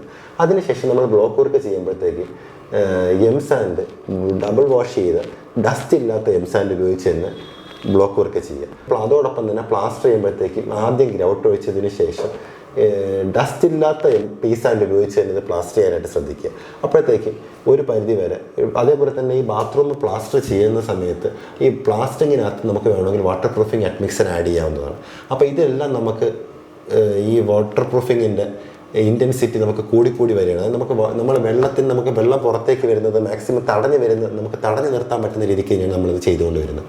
അതിനുശേഷം മുന്നേക്ക് വരുമ്പോഴത്തേക്കും നമ്മുടെ ഈ ടൈൽസിൻ്റെ ലേയിങ്ങും കാര്യങ്ങളും വരും. ഈ ടൈൽസ് ലേ ചെയ്യുന്നതിന് മുന്നേ ആയിട്ട് നമ്മളിതിനകത്ത് വീണ്ടും ഒരു ടോപ്പ് സീഡ് പോലെയുള്ള സാധനങ്ങളുണ്ട്. അതായത് 2 കമ്പോണൻറ്റ് മെറ്റീരിയലാണ്. അത് മിക്സ് ചെയ്യുക, അതിനകത്ത് ബ്രഷിൽ അപ്ലൈ ചെയ്യുക. അപ്പോൾ അതിനകത്ത് മെയിനായിട്ട് ബ്രഷിൽ അപ്ലൈ ചെയ്യുമ്പോഴത്തേക്കും ശ്രദ്ധിക്കേണ്ട, അതിനകത്ത് ഒരെണ്ണം വെർട്ടിക്കൽ അപ്ലൈ ചെയ്യുകയാണെങ്കിൽ അടുത്തത് ഹൊറിസോണ്ടൽ അപ്ലൈ ചെയ്യുക. പിന്നെ ഇതെന്ത് സാധനം അപ്ലൈ ചെയ്താലും വോള് പക്ക ക്ലീൻ ആക്കിയതിന് ശേഷം മാത്രമേ ചെയ്യാവുള്ളൂ. കഴിയുമെങ്കിലെന്നല്ല, വോള് വാഷ് ചെയ്തതിന് ശേഷം മാത്രമേ, വാഷ് ചെയ്ത് ഉണങ്ങിയതിന് ശേഷം മാത്രമേ ഈ വാട്ടർ പ്രൂഫിങ് കമ്പോണൻസ് എല്ലാം അപ്ലൈ ചെയ്യാവുള്ളൂ. അപ്പോൾ നമുക്ക് ഈ പ്ലാസ്റ്റർ ചെയ്തതിന് ശേഷം നമുക്ക് ഒരു വാട്ടർ പ്രൂഫിങ് കമ്പോണൻറ്റ് കൂടെ നമുക്ക് ഇതിനകത്ത് കിട്ടി. അതിനുശേഷം നമുക്ക് ഈ ബാത്റൂമിനകത്തൊക്കെ നമ്മൾ ടൈൽസ് വരും. ഈ ടൈൽസ് വരുമ്പോഴത്തേക്കും നമ്മൾ ചെയ്യേണ്ട പ്രധാനപ്പെട്ട കാര്യം എല്ലാ ഗ്യാപ്പും, horizontal and vertical gap, even floor and wall joint, എല്ലാ സ്ഥലങ്ങളിലും നമ്മൾ സ്പേസർ ഉപയോഗിച്ച് ടൈൽസ് ലേ ചെയ്യുക. ഈ സ്പേസർ ഉപയോഗിച്ച് ലേ ചെയ്തതിന് ശേഷം ഈ സ്പേസറിനുള്ളിൽ എപ്പോക്സി ഉപയോഗിച്ച് തന്നെ ഈ സാധനം ഫില്ല് ചെയ്യുക. അപ്പോൾ അങ്ങനെ വരുമ്പോഴത്തേക്കും നമുക്ക് ഒരു പരിധി വരെ നമുക്ക് ഈ സാധനങ്ങളെ കൺട്രോൾ ചെയ്യാൻ പറ്റും. പിന്നെ ഇങ്ങനെയൊക്കെ പറയുമ്പോഴേ നമുക്ക് പ്ലംബിംഗ് ലൈനുകൾ ചെയ്യുമ്പോഴത്തേക്കും പ്രോപ്പറായിട്ട് പ്രഷർ ചെക്ക്, പ്ലംബിംഗ് ലൈൻസിലുള്ള പ്രഷർ ചെക്ക് നമ്മൾ കമ്പൽസറി ആയിട്ട് ചെയ്തിരിക്കണം ടൈൽസ് ഒട്ടിക്കുന്നതിന് മുൻപ് തന്നെ. എങ്കിൽ നമ്മൾ ഈ സാധനം നമുക്ക് ഏതാണ്ട് വാട്ടർ പ്രൂഫാക്കി നമുക്ക് എടുക്കാൻ പറ്റുന്നതാണ്. ഇപ്പോൾ ഞാൻ വേറൊരു കാര്യം ചോദിക്കാം. ഇപ്പം ഈ തുടക്കത്തിലാണെങ്കിൽ നമുക്കിങ്ങനെ ശ്രദ്ധിക്കാമെന്ന് പറഞ്ഞല്ലോ. ഇനി തുടക്കത്തിലല്ല, വീട് വെച്ചതിന് ശേഷം ഇത് കണ്ടു കഴിഞ്ഞത് ഇങ്ങനത്തെ പ്രശ്നങ്ങളുണ്ട്, ഇതിനൊക്കെ സോൾവ് ചെയ്യാൻ പറ്റും? ചെയ്യാൻ പറ്റുന്ന മെത്തേഡ്സ് എന്ന് പറയുമ്പോഴത്തേക്കും ഇതിനകത്ത് മെയിനായിട്ട് നമ്മൾ ശ്രദ്ധിക്കേണ്ട കാര്യം എന്ന് പറഞ്ഞു കഴിഞ്ഞാൽ ഇതിനകത്തുള്ള കോസ് അറസ്റ്റ് ചെയ്യുക എന്നുള്ളതാണ് നമ്മൾ ശ്രദ്ധിക്കേണ്ടത്. ഇതിനകത്ത് എന്താണോ കാരണം, ആ കാരണത്തിന് ഒഴിവാക്കുക എന്നുള്ളതാണ് നമ്മൾ മനസ്സിലാക്കേണ്ടത്. നമുക്ക് ഈ വെള്ളം വരുന്നതാണ് ഇതിനകത്തുള്ള കാരണം. അപ്പോൾ ഈ വെള്ളം എവിടെ നിന്നാണോ വരുന്നത് അതിനെ അറസ്റ്റ് ചെയ്യുക. അപ്പോൾ നമ്മൾ ഫസ്റ്റ് ചെക്ക് ചെയ്യേണ്ടത് ഇതിനകത്തുള്ള പ്ലംബിംഗ് ലൈൻസ് ചെക്ക് ചെയ്യുക. പ്ലംബിംഗ് ലൈനിൽ നിന്നാണോ വെള്ളം വരുന്നത്, അങ്ങനെയാണെങ്കിൽ അതിനെ അറസ്റ്റ് ചെയ്യുക. ടൈൽസിൻ്റെ ഇടയിൽ കൂടിയാണോ വെള്ളം വരുന്നത്, അതിനെ അറസ്റ്റ് ചെയ്യുക. റൈസിങ് ഡാമിനസ് ആണോ ഇഷ്യൂ, റൈസിങ് ഡാമിനസ് ആണ് ഇഷ്യൂ എന്നുണ്ടെങ്കിൽ അതിനകത്ത് വരുന്ന കാര്യം എന്ന് പറയുമ്പോഴത്തേക്ക് നമുക്ക് വാട്ടർ പ്രൂഫിങ് മാത്രമേ അതിനകത്ത് നമുക്ക് വേറെ സൊല്യൂഷൻ ആയിട്ടുള്ളൂ. വേറെ സൊല്യൂഷൻ നമുക്ക് ഒന്നും വരുന്നില്ല അതിനകത്ത്. അപ്പോൾ ഇതാണ് നമുക്ക് അതിനകത്ത്. പിന്നെ വാട്ടർ പ്രൂഫിങ് നമുക്ക് പിന്നെ ചെയ്യാൻ പറ്റുമോ? വാട്ടർ പ്രൂഫിങ് ഉറപ്പായിട്ട് രണ്ടാമത്തെ ഫേസിലാണെങ്കിൽ ഇപ്പോൾ ചെയ്ത് കഴിഞ്ഞ വീടുകൾക്കാണെങ്കിലും വാട്ടർ പ്രൂഫിങ് ചെയ്യാൻ പറ്റും. തീർച്ചയായിട്ടും ചെയ്യാൻ പറ്റും. തീർച്ചയായിട്ടും ചെയ്യാൻ പറ്റും. അത് ചെയ്ത് കഴിഞ്ഞാൽ പിന്നെ ഇത് ഒരു പരിധി വരെ കുറയ്ക്കാൻ, പരിധി വരെ നമുക്ക് ഇതിനെ അറസ്റ്റ് ചെയ്ത് നിർത്താൻ പറ്റും. Okay okay okay. അത് പിന്നെ ഇപ്പോൾ ഒരുപാട് വീടുകളിൽ ഈ ഒരു പ്രശ്നമുണ്ട്. അത് പുതിയ വീടുകൾക്ക് പോലും ഈ പ്രശ്നം, നമ്മൾ ഒരു പുതിയ വീടുകൾക്കുള്ള ഒരു കോമൺ കംപ്ലൈൻ്റ് ആണ് ഈ സാധനം. എല്ലായിടത്തും ഉണ്ട്. ഒരു 3 മാസം പ്ലാസ്റ്റിക് ക്രാക്സും റൈസിങ് ഡാമിനസ് കൊണ്ടുണ്ടാവുന്ന മതിൽ പൊളിഞ്ഞിളകുന്ന പ്രശ്നങ്ങൾ ഇതൊരു കോമൺ കംപ്ലൈൻ്റ് ആണ്. ബാത്റൂം കോൺക്രീറ്റ് ചെയ്യുമ്പോൾ നമ്മൾ ശ്രദ്ധിക്കേണ്ട എന്തെങ്കിലും കാര്യങ്ങളുണ്ടോ? തീർച്ചയായിട്ടും ഒരുപാട് കാര്യങ്ങൾ നമ്മൾ ബാത്റൂം കോൺക്രീറ്റ് ചെയ്യുമ്പോൾ ശ്രദ്ധിക്കാറുണ്ട്. ഒന്നെന്ന് പറയുന്നത്, നമ്മൾ ബാത്റൂം സങ്കൻ സ്ലാബ് ആക്കാൻ പറ്റുന്ന കേസാണെങ്കിൽ തീർച്ചയായിട്ടും സങ്കൻ സ്ലാബ് ആക്കുക തന്നെ ചെയ്യണം. സങ്കൻ സ്ലാബ് എന്ന് പറയുന്നത് 2 ടൈപ്പിൽ സങ്കൻ സ്ലാബ് ഉണ്ട്. നമ്മൾ സാധാരണ ഒരു ബാത്റൂമിലേക്ക് ഇറങ്ങുന്നത്, നമ്മൾ ബാത്റൂം ഏത് ടൈപ്പാണ്, ക്ലോസറ്റ് വെക്കുന്നത് ഏത് ടൈപ്പിലാണെന്നുള്ള കാര്യം നമ്മൾ ആദ്യം തീരുമാനിക്കണം. ആ തീരുമാനിച്ചതിന് ശേഷം ആയിരിക്കണം നമ്മൾ ബാത്റൂം എങ്ങനെ ഏത് ടൈപ്പിൽ സങ്കൻ ചെയ്യണമെന്ന് തീരുമാനിക്കേണ്ടത്. ഇപ്പോൾ നമ്മൾ ചില ആൾക്കാരാണെങ്കിൽ ഫോൾ സീലിംഗ് ചെയ്യുന്ന എല്ലാ സ്ഥലങ്ങളിലും ഫോൾ സീലിംഗ് ചെയ്യും. അങ്ങനെയാണെന്നുണ്ടെങ്കിൽ നമുക്കൊരു 7 സെൻറ്റിമീറ്റർ തൊട്ട് 10 സെൻറ്റിമീറ്റർ വരെ സ്ലാബ് താഴ്ത്തിയിട്ടാൽ മതി. അങ്ങനെയാണെന്നുണ്ടെങ്കിൽ നമുക്ക് സ്ലാബിൽ കോർ കട്ട് ചെയ്തതിന് ശേഷം മാത്രമേ നമുക്ക് ഇത് ഉപയോഗിക്കാൻ പറ്റത്തുള്ളൂ. അതേസമയം ചില ക്ലയൻസിന് നമ്മൾ ഫോൾ സീലിംഗ് ഇഷ്ടമല്ല, അവർക്ക് ഫോൾ സീലിംഗ് പറ്റത്തില്ലെന്ന് പറയും. അങ്ങനെയുള്ള കേസുകളിൽ എല്ലാ സംഭവങ്ങളും, നമ്മൾ എല്ലാ വർക്കിങ്ങും, എല്ലാ പ്ലംബിംഗ് ലൈൻസ് ഉൾപ്പെടെ എല്ലാ കാര്യങ്ങളും നമുക്ക് സ്ലാബിൻ്റെ മുകളിൽ തന്നെ പോകണം എന്നുള്ള കേസുകൾ വരും. അപ്പോൾ അങ്ങനത്തെ ആ കേസുകൾ വരുമ്പോഴത്തേക്ക് നമ്മൾ സ്ലാബ് 30 സെൻറ്റിമീറ്റർ 30 സെൻറ്റിമീറ്ററെങ്കിലും സ്ലാബ് താഴ്ത്തി കാസ്റ്റ് ചെയ്യണം. അത് നമുക്ക് ചില സ്ഥലങ്ങൾ വരുമ്പോഴത്തേക്കും പ്രായോഗിക ബുദ്ധിമുട്ടുകൾ വരാറുണ്ട്. ഇപ്പോൾ ഹോളിൽ, മുകളിൽ ബാത്റൂമാണ്, താഴെ ഹോളാണ്. അങ്ങനെയാണെങ്കിൽ നമുക്ക് സങ്കൻ സ്ലാബ് ചെയ്യാൻ പറ്റത്തില്ല. അപ്പോൾ അങ്ങനെ വരുന്ന ഇപ്പം ബാത്റൂമുമാണ് വരുന്നതെങ്കിൽ നമുക്ക് സങ്കൻ സ്ലാബ് ചെയ്യുന്നതിന് വേറെ ബുദ്ധിമുട്ടൊന്നും വരുന്നില്ല. നമ്മൾ സ്ലാബിന് ടോട്ടൽ ഹൈറ്റ് വരുമ്പോഴത്തേക്കും അതിനകത്ത് ഒരു 30 സെൻറ്റിമീറ്ററിൻ്റെ കുറവ് കാണിക്കും എന്നുള്ളത് മാത്രമേ ഉള്ളൂ. പിന്നെ സ്ലാബ് ബാത്റൂമിൻ്റെ ഫ്ലോർ കോൺക്രീറ്റ് ചെയ്യുമ്പോഴത്തേക്കും അത് വാട്ടർ പ്രൂഫിംഗ് കമ്പോണൻറ്റ് ഉപയോഗിച്ച് തന്നെ കോൺക്രീറ്റ് ചെയ്യണം. ഇതാണ് നമ്മൾ അതിനകത്ത് മെയിനായിട്ട് ശ്രദ്ധിക്കേണ്ടത്. പിന്നെ പ്രോപ്പറായിട്ട് വൈബ്രേറ്റ് ചെയ്യണം. പിന്നെ ഇതിനകത്ത് നമ്മൾ ടൈൽസ് ഒട്ടിക്കുന്നതിന് മുന്നേ വാട്ടർ പ്രൂഫിംഗ് ചെയ്യണം.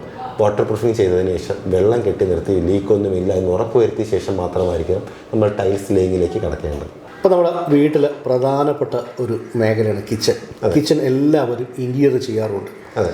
ഈ കിച്ചൺ ഇൻറ്റീരിയർ ചെയ്യുമ്പോൾ ശ്രദ്ധിക്കേണ്ട പ്രധാനപ്പെട്ട കാര്യങ്ങൾ എന്തൊക്കെയാണ്?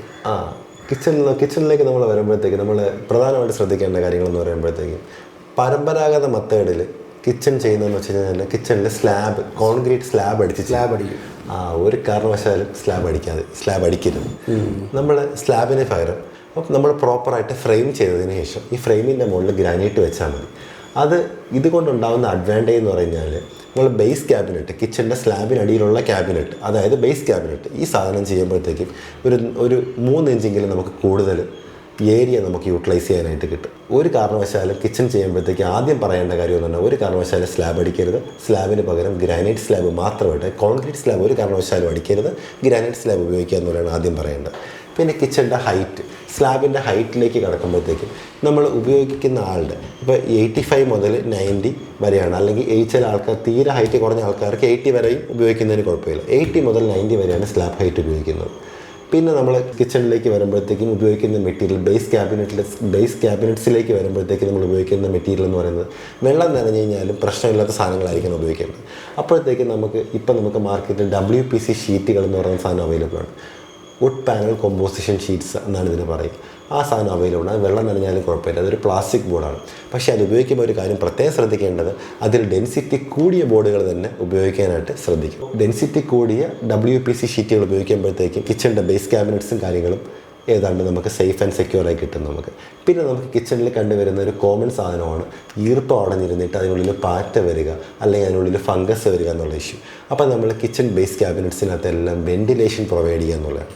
നമുക്ക് വെൻറ്റിലേഷനുള്ള ഗ്രിൽസ് നമുക്ക് ശരിക്കും നമുക്ക് കിട്ടാറുണ്ട്, മാർക്കറ്റിൽ റെഡിമെയ്ഡായിട്ട് വാങ്ങിക്കാൻ കിട്ടാറുണ്ട്. ആ സാധനം തന്നെ നമ്മൾ ഈ ഗ്രിൽസ് നമ്മൾ വാങ്ങിക്കുക, തുടക്കത്തിലെ തന്നെ കിച്ചണിൻ്റെ ഈ ഡോറുകളിൽ വെച്ച് കൊടുത്തു കഴിഞ്ഞാൽ ഒരു പരിധിവരെ ഈ ഈർപ്പത്തിൻ്റെ അല്ലെങ്കിൽ എയർ സർക്കുലേഷൻ ഉണ്ടാകുമ്പോഴത്തേക്കും ഈ ഫംഗസിൻ്റെ പ്രശ്നം നമുക്കൊരു പരിധിവരെ സോൾവ് ആയി കിട്ടാറ്. എയർ സർക്കുലേഷൻ ഇല്ലാത്തതുകൊണ്ടാണ് ഈ ഫംഗസ് ഒക്കെ വരുന്നത്. തീർച്ചയായിട്ടും ഫംഗസും ഈ കോക്രോച്ച്, അതായത് നമ്മൾ പാറ്റയുടെ ബുദ്ധിമുട്ടുകളൊക്കെ ഉണ്ടാകുന്നത് ഈ എയർ സർക്കുലേഷൻ്റെ കുറവ് കൊണ്ടാണ് ഉണ്ടാകുന്നത്. ഒട്ടുമിക്ക സ്ഥലങ്ങളിലും ചെയ്യാറില്ല, പക്ഷേ ഞങ്ങൾ ചെയ്യുന്ന സ്ഥലങ്ങളിലെല്ലാം ഞങ്ങൾ ഈ ഗ്രിൽസും കൂടെ വെച്ച് കൊടുക്കാറ്. പൊതുവിൽ അങ്ങനെ ചെയ്യാറില്ല. ഗ്രിൽസും കൂടെ വെച്ച് കൊടുക്കുമ്പോഴത്തേക്കും കമ്പാരിറ്റീവ്ലി ഈ പ്രശ്നം കുറഞ്ഞു വരാറുണ്ട്. എല്ലാ കിച്ചണിലും അവർ ഫേസ് ചെയ്യുന്ന വലിയൊരു പ്രശ്നങ്ങളൊന്നാണ് ഈ പറഞ്ഞ കണക്ക് ഈ ഫംഗസിൻ്റെ പ്രശ്നം, പിന്നെ പാറ്റ. നമ്മൾ അതിനകത്ത് ഉപയോഗിക്കുന്ന ചാനൽസ് നമ്മൾ പറയുമ്പോഴത്തേക്ക് സ്റ്റെയിൻലെസ് സ്റ്റീൽ 304 ചാനൽസ് ഉപയോഗിക്കുകയാണെങ്കിൽ കുറച്ചും കൂടെ നല്ലതാണ്. സാധാരണ നമുക്ക് അതിനകത്തുള്ളൊരു പ്രശ്നം എന്ന് പറഞ്ഞാൽ റേഞ്ച് വ്യത്യാസം എന്ന് പറയുന്നത് അതിനകത്തൊരു ഫാക്ടർ വരുന്നത്. ഒരു 300-400 രൂപയ്ക്ക് സാധാരണ 202-ൻ്റെ ചാനൽ കിട്ടും, അല്ലെങ്കിൽ അതിനേക്കാൾ കുറഞ്ഞ വിലയ്ക്ക് ചാനൽ കിട്ടും. അപ്പോൾ അതേസമയം നമുക്ക് 10,000-3000 രൂപ കൊടുത്താലേ സ്റ്റെയിൻലെസ് സ്റ്റീൽ 304 സോഫ്റ്റ് ക്ലോസ് ഒക്കെ കിട്ടത്തുള്ളൂ. അത് നമ്മൾ കമ്പയർ ചെയ്യുമ്പോഴത്തേക്കും ഒരു കിച്ചണിൽ തന്നെ നമുക്ക് 10-15 ചാനൽസ് വേണ്ടി വരും. അപ്പോൾ ഇതിൻ്റെ റേഞ്ച് എന്ന് പറഞ്ഞ സാധനം ക്വിക്കായിട്ടങ്ങ് മാറും. അപ്പോൾ അതുകൊണ്ട് പല ആൾക്കാരും 202 ഉപയോഗിച്ച് ചെയ്യും, ഡ്യൂറബിലിറ്റി കിട്ടത്തില്ല അതിന്. നമ്മൾ അങ്ങനെ ചെയ്യുമ്പോഴത്തേക്ക് നമുക്ക് ഒരിക്കലും ഡ്യൂറബിലിറ്റി കിട്ടത്തില്ല. നമ്മൾ 304 ഉപയോഗിച്ച് തന്നെ മാക്സിമം ചെയ്യാനായിട്ട് ശ്രമിക്കുക. ഈ മറൈൻ പ്ലൈവുഡ് ഉപയോഗിച്ചിട്ട് കിച്ചൺ കബോർഡ് ചെയ്ത് കഴിഞ്ഞാൽ മറൈൻ പ്ലൈവുഡ് ഉപയോഗിച്ച് കിച്ചൺ ചെയ്യുന്നതിന് വേറെ പ്രോബ്ലം ഇല്ല. പക്ഷേ മറൈൻ പ്ലൈയും നമുക്ക് കാലക്രമത്തിൽ നനയുമ്പോഴത്തേക്ക് ഒരു ബുദ്ധിമുട്ടുണ്ടാവാറുണ്ട്. പക്ഷേ പ്ലാസ്റ്റിക് ഷീറ്റ് ആണെങ്കിൽ നനയുമ്പോഴത്തേക്കും ഇത്രയും ബുദ്ധിമുട്ടുണ്ടാക്കാറുണ്ട്. പക്ഷേ മറൈൻ പ്ലൈക്കുള്ളൊരു അഡ്വാൻറ്റേജ് ഇതിനകത്തുണ്ട്. മറൈൻ പ്ലൈക്ക് സ്ക്രൂ ഹോൾഡിംഗ് കപ്പാസിറ്റി കൂടുതലാണ്. അതേസമയം WPC ഷീറ്റുകൾക്ക് screw holding capacity comparatively marine പ്ലൈയുമായിട്ട് കുറവാണ്. അതാണ് അതിനകത്ത് വരുന്ന ഡ്രോബാക്ക്. ഞാൻ ചോദിച്ച കാര്യം പറഞ്ഞാൽ പലരും ഡ്യൂറബിലിറ്റി പറയുന്നത് മറൈൻ പ്ലൈവുഡ് ചെയ്ത് കഴിഞ്ഞാൽ വെള്ളം നനഞ്ഞാലൊന്നും പ്രശ്നം ഉണ്ടാകത്തില്ല എന്ന് പറഞ്ഞു. അത് ശരിയാണോ? നമുക്ക് വെള്ളം നനഞ്ഞാൽ പ്രശ്നമില്ല. സ്ഥിരമായിട്ട് വെള്ളം നനഞ്ഞാൽ ഏത് സാധനം, ഈവൻ നമ്മൾ തടി ഉപയോഗിച്ച് ചെയ്താൽ പോലും സ്ഥിരമായിട്ട് വെള്ളം നനയുകയാണെങ്കിൽ അത് പ്രശ്നം തന്നെയാണ്. അതൊരിക്കലും പ്രശ്നമില്ലാതിരിക്കുന്നില്ല. പിന്നെ ഇതിനകത്തൊക്കെ പ്രശ്നത്തിൻ്റെ ഇൻറ്റൻസിറ്റി കുറച്ച് കൊണ്ടുവരാം എന്നുള്ളത് മാത്രമേ ഉള്ളൂ. ഇപ്പോൾ നമ്മൾ മറൈൻ പ്ലൈയിൽ ലാമിനേറ്റ് ഉപയോഗിച്ചാണ് ചെയ്യുന്നതെന്ന് വിചാരിക്കാം. മറൈൻ പ്ലൈയുടെ മേലെ നമ്മൾ ലാമിനേറ്റ് ഒട്ടിച്ചാണ് ചെയ്യുന്നത്. സ്ഥിരമായിട്ട് വെള്ളം നനയുന്നൊന്നും കരുതുക. അങ്ങനെയാണെന്നുണ്ടെങ്കിൽ ലാമിനേറ്റ് പീൽ ഓഫ് ആവാനുള്ള ചാൻസ് ഒക്കെ വളരെ കൂടുതലാണ്. നമ്മൾ ഒരു കിച്ചൺ ഇൻറ്റീരിയർ ചെയ്യുമ്പം ആദ്യം വ്യക്തമായ ധാരണ ഉണ്ടാവണം. ഏത് പ്രോഡക്റ്റ് ഉപയോഗിക്കണം, എന്ത് കോസ്റ്റിലുള്ള സാധനമായിരിക്കണം എന്നുള്ളതിനെ പറ്റിയൊക്കെ ഒരു വ്യക്തമായൊരു ധാരണ ഉണ്ടാവണം. അതുപോലെ തന്നെ ഞാൻ ഇപ്പോൾ നമ്മൾ ഈ കോൺക്രീറ്റ് സ്ലാബ് ചെയ്യുന്നത് ഒഴിവാക്കാൻ പറഞ്ഞില്ല. ഈ സ്ലാബ് കിട്ടുന്നതിനേക്കാൾ ലാഭം, സാമ്പത്തികമായിട്ട് ലാഭം മറ്റത് ചെയ്യുന്നതായിരിക്കത്തില്ലേ? തീർച്ചയായിട്ടും നമുക്ക് ഫ്രെയിം ബേസ് ക്യാബിനറ്റ് ചെയ്യുന്ന സമയത്ത് ഫ്രെയിം ചെയ്യുന്നത് തന്നെയാണ് തീർച്ചയായിട്ടും അതിനകത്ത് ലാഭവും ക്വാളിറ്റിയും കാണാനുള്ള ലുക്ക് വൈസ് ആണെങ്കിലും നമ്മൾ എഫിഷ്യൻസി വൈസ് ആണെങ്കിലും, അതായത് യൂട്ടിലിറ്റി വൈസ് ആണെങ്കിലും നമുക്ക് കുറച്ചും കൂടെ നല്ലത് സ്ലാബിൽ ചെയ്യുന്നത് തന്നെയാണ്. അതായത് ഗ്രാനൈറ്റ് സ്ലാബിൽ മാത്രമായിട്ട് കോൺക്രീറ്റ് ചെയ്യാതെ ഗ്രാനൈറ്റ് സ്ലാബിൽ ഫ്രെയിം ചെയ്ത് ചെയ്യുന്നത് തന്നെയാണ് നല്ലത്. എപ്പോഴും നമ്മൾ ഒരു വീട് വെക്കുമ്പോൾ ഒരു നല്ല എക്സ്പീരിയൻസ് ഉള്ള ഒരു കൺസ്ട്രക്ഷൻ കമ്പനിയെ സമീപിക്കണമെന്ന് പറഞ്ഞാൽ ഇതൊക്കെ കൊണ്ടാണ് കേട്ടോ. തീർച്ചയായിട്ടും നമുക്ക് ഇതേപോലത്തെ കാര്യങ്ങൾ നമുക്ക് എപ്പോഴും ഒരു എൻജിനീയർക്കോ അല്ലെങ്കിൽ ഒരു എക്സ്പീരിയൻസ് ഉള്ള ആർക്കിടെക്റ്റിനോ അങ്ങനെയുള്ളവർക്ക് മാത്രമേ ഇത് തീർച്ചയായിട്ടും ഇങ്ങനത്തെ കാര്യങ്ങളൊക്കെ ഷെയർ ചെയ്യാനായിട്ട് പറ്റത്തുള്ളൂ. നമ്മളൊരു വീട് വെച്ച് കഴിഞ്ഞിട്ടാണ് പിന്നെ ഓരോ പ്രശ്നങ്ങൾ നമ്മൾ ഫേസ് ചെയ്യുന്നത്.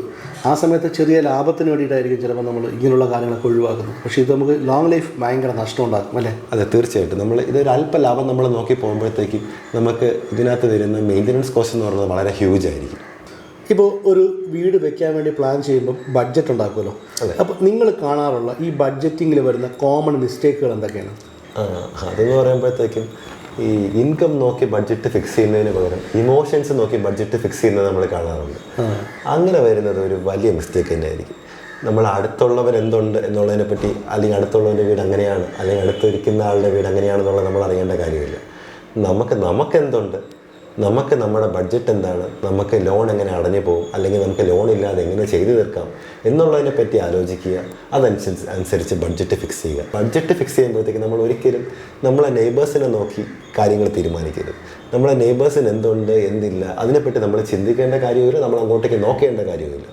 നമ്മളെ ഇമോഷൻസിനെ പറ്റിയല്ല നമ്മൾ ചിന്തിക്കേണ്ടത്. നമ്മൾ ബഡ്ജറ്റിനെ പറ്റി ഇപ്പോൾ ചിന്തിക്കുമ്പോഴത്തേക്ക് നമ്മളെ ഇൻകത്തിനെ പറ്റി ചിന്തിക്കുക. നമുക്ക് എന്ത് ഇൻകം ഉണ്ടോ അതനുസരിച്ച് നമ്മൾ ബഡ്ജറ്റ് ഫിക്സ് ചെയ്യുക. അങ്ങനെയാണെന്നുണ്ടെങ്കിൽ നമ്മൾ വലിയ കടക്കണിയിലേക്ക് പോവാതെ നമ്മൾ രക്ഷപ്പെടും. 20 വർഷമായി ബോൺ ബിൽഡേഴ്സ് ആൻഡ് കൺസൾട്ടൻറ്റ് ഇന്ന് ട്രിവാൻഡ്രത്ത് വന്നിട്ട് എനിക്ക് നിങ്ങളോട് ചോദിക്കാനുള്ളത്, ഈ കഴിഞ്ഞ 20 വർഷത്തിനിടയിൽ നിങ്ങളെ കസ്റ്റമേഴ്സിന് നിങ്ങൾ കൊടുക്കുന്ന അഷുറൻസ് എന്താണ്? ഞങ്ങൾ ട്രസ്റ്റ്, ക്വാളിറ്റി, സർവീസ്, ഇത് മൂന്നുമാണ് ഞങ്ങൾ മെയിനായിട്ട് കൊടുക്കാനായിട്ട് ശ്രദ്ധിക്കുന്നത്. ആര് വന്നാലും ഞങ്ങൾ കൊടുക്കാനായിട്ട് ശ്രദ്ധിക്കുന്നത് ഇതാണ്. നമ്മൾ ട്രസ്റ്റ് എന്ന് പറയുമ്പോൾ വിശ്വാസം. ഞങ്ങൾ എന്താണോ പറയുന്നത് അത് ഞങ്ങൾ ചെയ്തു കൊടുക്കുക എന്നാണ് ഉദ്ദേശിക്കുന്നത്. ക്വാളിറ്റി, ഞങ്ങൾ എന്ത് ക്വാളിറ്റിയാണോ ഞങ്ങൾ എഗ്രിമെൻറ്റിൽ പറഞ്ഞിരിക്കുന്നത് ആ ക്വാളിറ്റിയിൽ അവർക്ക് എക്സിക്യൂട്ട് ചെയ്യുക എന്നുള്ളതാണ്. അടുത്ത സർവീസ് എന്ന് പറയുമ്പോഴത്തേക്കും ഒരു വീട് നമ്മൾ തുടക്കത്തിൽ ചെയ്യാനായിട്ട് ഒരാൾ വന്ന് നമ്മളോട് സംസാരിക്കുന്നു. നമ്മൾ ഈ വർക്കെല്ലാം കഴിഞ്ഞ് നമ്മൾ അവർക്ക് താൽക്കോൽ കൊടുത്തതിന് ശേഷം, കീ ഹാൻഡ് ഓവർ ചെയ്തതിന് ശേഷം നമുക്ക് അവരോട് ഒരു ഷേക്ക് ഹാൻഡ് കൊടുത്ത് സന്തോഷത്തോടെ ഞങ്ങൾ പോയിട്ട് വരട്ടെ, എന്തെങ്കിലും കാര്യങ്ങളുണ്ടെങ്കിൽ വിളിച്ചാൽ മതി എന്നൊക്കെ സന്തോഷത്തോടെ അങ്ങോട്ടും ഇങ്ങോട്ടും പറയാൻ പറ്റുന്നൊരു സാഹചര്യം ഉണ്ടാവണം. ആ സാഹചര്യം ക്രിയേറ്റ് ചെയ്യാൻ ഞങ്ങൾ മാക്സിമം ശ്രമിക്കാറുണ്ട്. സർവീസ് എന്ന് പറയുമ്പോഴത്തേക്കും നമ്മൾ സ്വിച്ച് അല്ലെങ്കിൽ നമ്മളെ ബാത്റൂമിൽ ഉപയോഗിക്കുന്ന മറ്റ് സാധനങ്ങൾ, ഒരു ഉദാഹരണം പറഞ്ഞു എന്നുള്ളതേ ഉള്ളൂ. ഇതേപോലത്തെ കുറേ സാധനങ്ങൾ നമ്മുടെ വീടുകളിൽ വരാറുണ്ട്. അപ്പോൾ ഇതൊരിക്കലും ഞാനോ അല്ലെങ്കിൽ എൻ്റെ കമ്പനിയോ ഉണ്ടാക്കുന്ന സാധനങ്ങളല്ല. അപ്പോൾ ഇതിനകത്തൊക്കെ പ്രശ്നങ്ങളും കാര്യങ്ങളൊക്കെ വരാം. അപ്പോൾ ഇതിൽ കൊടുക്കുന്ന സർവീസ് ഇത് ഞങ്ങൾ പ്രോപ്പറായിട്ട് ഞങ്ങൾ ചെയ്ത് കൊടുക്കാറുണ്ട്. ഇത് ഒരു പാർട്ടിയെ സംബന്ധിച്ച് അവർ നോക്കുമ്പോഴത്തേക്കും അവർ ഇത്രയും കാശ് മുടക്കി വീട് വെച്ചു, പെട്ടെന്ന് ഹെൽത്ത് ഫോസറ്റ് കംപ്ലൈൻ്റ് ആയി. അപ്പോൾ ഞങ്ങളെ വിളിച്ച് പറഞ്ഞു. അപ്പോൾ ഞങ്ങൾ ഉടനെ ഓടി പോകുന്നു, ഞങ്ങൾ ആ സാധനം മാറ്റി കൊടുക്കുന്നു, അല്ലെങ്കിൽ സ്വിച്ച് വർക്ക് ചെയ്യുന്നില്ല, ഇങ്ങനത്തെ പ്രശ്നങ്ങൾ വരാം. അപ്പോഴത്തേക്കും നമ്മുടെ സർവീസ് ആ ഒരു ആസ്പെക്റ്റിൽ നമ്മൾ ക്ലിയർ ചെയ്ത് പോകാറുണ്ട്. ഇതാണ്, അതായത് നമ്മൾ ഒന്നുകൂടെ പറയുകയാണെങ്കിൽ ട്രസ്റ്റ്, ക്വാളിറ്റി ആൻഡ് സർവീസ്, ഇത് മൂന്നുമാണ് നമ്മൾ മെയിനായിട്ട് ശ്രദ്ധിച്ച് പോകുന്നത്. അതായത് ഒരു വീട് വെച്ച് കൊടുത്തു കഴിഞ്ഞാൽ നിങ്ങൾ ആഫ്റ്റർ സർവീസ് അവർക്ക് കൊടുക്കാറുണ്ട്. തീർച്ചയായിട്ടും ആഫ്റ്റർ സർവീസിലാണ് ഒരാളുടെ വിജയം. നമുക്ക് എപ്പോഴും അടുത്തൊരു വർക്ക് വരേണ്ടത് ഇവരുടെ കയ്യിൽ നിന്ന്, ഇവർ പറഞ്ഞിട്ടാണ് നമുക്കൊരു വർക്ക് വരേണ്ടത്. അപ്പോൾ സർവീസ് പ്രോംപ്റ്റ് അല്ലെന്നുണ്ടെങ്കിൽ ഒരിക്കലും നമുക്ക് അടുത്ത ഒരു വർക്ക് നമുക്ക് ഇവരുടെ കയ്യിൽ നിന്ന് നമുക്ക് കിട്ടത്തില്ല. ഇപ്പോൾ ഈ 20 വർഷമായി നിങ്ങൾ കൺസ്ട്രക്ഷൻ മേഖല എത്തിയെന്ന് പറഞ്ഞല്ലോ. നിങ്ങൾ വ്യക്തിമുദ്ര പതിപ്പിച്ച മേഖലകൾ ഏതൊക്കെയാണ്? ഞങ്ങൾ 20 വർഷമായിട്ട് ഈ ഫീൽഡിലുണ്ട്. നമ്മളിതിനെ ബ്രോഡായിട്ട് പറയുകയാണെന്നുണ്ടെങ്കിൽ നമ്മൾ കൺസ്ട്രക്ഷൻ എന്ന് പറയുമ്പോഴത്തേക്ക് residential building, commercial building, renovation, interior works, ഇത് കൂടാതെ തന്നെ നമ്മൾ അല്ലാതെ civil construction works, compound wall work, retaining wall work, അതുപോലെ മറ്റ് സിവിൽ വർക്ക്സ്, ഇപ്പം മെഷീൻ ഫൗണ്ടേഷൻ, പിന്നെ കൺസൾട്ടൻസി വർക്ക്സ്, ഈ മേഖലകളിലെല്ലാം ഞങ്ങൾ ഒരുപാട് വർക്ക് ചെയ്തിട്ടുണ്ട്. ഇതിനകത്തൊക്കെ തന്നെ നമുക്ക് സാറ്റിസ്ഫൈഡ് ആയിട്ടുള്ള കസ്റ്റമേഴ്സ് നമുക്ക് ധാരാളമുണ്ട്. നിങ്ങൾ കൺസൾട്ടിങ് ചെയ്യുന്ന പറഞ്ഞല്ലോ, ഇപ്പോൾ ഞാൻ ചോദിക്കുന്നത്, ഇപ്പോൾ ചില വീടുകൾ വെക്കുന്നുണ്ടെങ്കിൽ അല്ലെങ്കിൽ കൊമേഴ്ഷ്യൽ ബിൽഡിങ് ചെയ്യുന്നുണ്ടെങ്കിൽ ആ ബിൽഡിങ് ചെയ്യുന്നത് വേറൊരു ടീമായിരിക്കും, പക്ഷേ അതിൻ്റെ കൺസൾട്ടിങ് എല്ലാം നിങ്ങളായിരിക്കും. അതാണോ ഉദ്ദേശിക്കുന്നത്? അതെ, തീർച്ചയായിട്ടും അങ്ങനെയാണ് ഉദ്ദേശിക്കുന്നത്. അവർക്ക് വേണ്ട plan, elevation, electrical drawing, plumbing drawing, 3D design എന്ന് വേണ്ട എല്ലാ കാര്യങ്ങളും ഞങ്ങൾ പ്രൊവൈഡ് ചെയ്യുന്നു. അവർക്കുള്ള എല്ലാ സപ്പോർട്ടും നിങ്ങൾ ചെയ്തു കൊടുക്കും? തീർച്ചയായും. അത് സാധാരണ കൺസൾട്ടിങ് ഇൻക്ലൂഡിങ് സൂപ്പർവിഷൻ ഉൾപ്പെടെ നിങ്ങൾ ചെയ്തു കൊടുക്കുന്നുണ്ട്. അതെ. നമ്മൾ വീട്ടിലേക്ക് ഒരു ഫ്യൂച്ചർ എക്സ്പാൻഷൻ കൂടെ പ്ലാൻ ചെയ്യാറുണ്ടെങ്കിൽ എന്തൊക്കെ കാര്യങ്ങൾ നമ്മൾ അതിൽ കൺസിഡർ ചെയ്യുന്നു? നമ്മൾ ഫ്യൂച്ചർ എക്സ്പാൻഷനെ പറ്റി നമ്മൾ ശ്രദ്ധിക്കേണ്ട കാര്യം എന്ന് പറഞ്ഞു കഴിഞ്ഞാൽ നമ്മൾ ആദ്യമേ പ്രോപ്പറായിട്ട് നമുക്ക് എൻഡ് റിസൾട്ട് എന്താണോ വേണ്ടത് അതിനെപ്പറ്റി പ്ലാൻ ചെയ്യുക എന്നുള്ളതാണ്. അപ്പം നമുക്ക് എത്ര റൂം വേണം, അല്ലെങ്കിൽ എത്ര ബാത്റൂം വേണം, നമ്മുടെ ഡൈനിങ് സ്പേസ് അല്ലെങ്കിൽ ഹോൾ ഏരിയ എത്ര വേണം, നമുക്ക് യൂട്ടിലിറ്റി ഏരിയ എന്തൊക്കെ വേണം എന്നുള്ളതിനെപ്പറ്റി നമുക്കൊരു ധാരണ ഉണ്ടാവുക. അത് നമ്മൾ തുടക്കത്തിലേ തന്നെ പ്ലാൻ ചെയ്ത് വെക്കുക.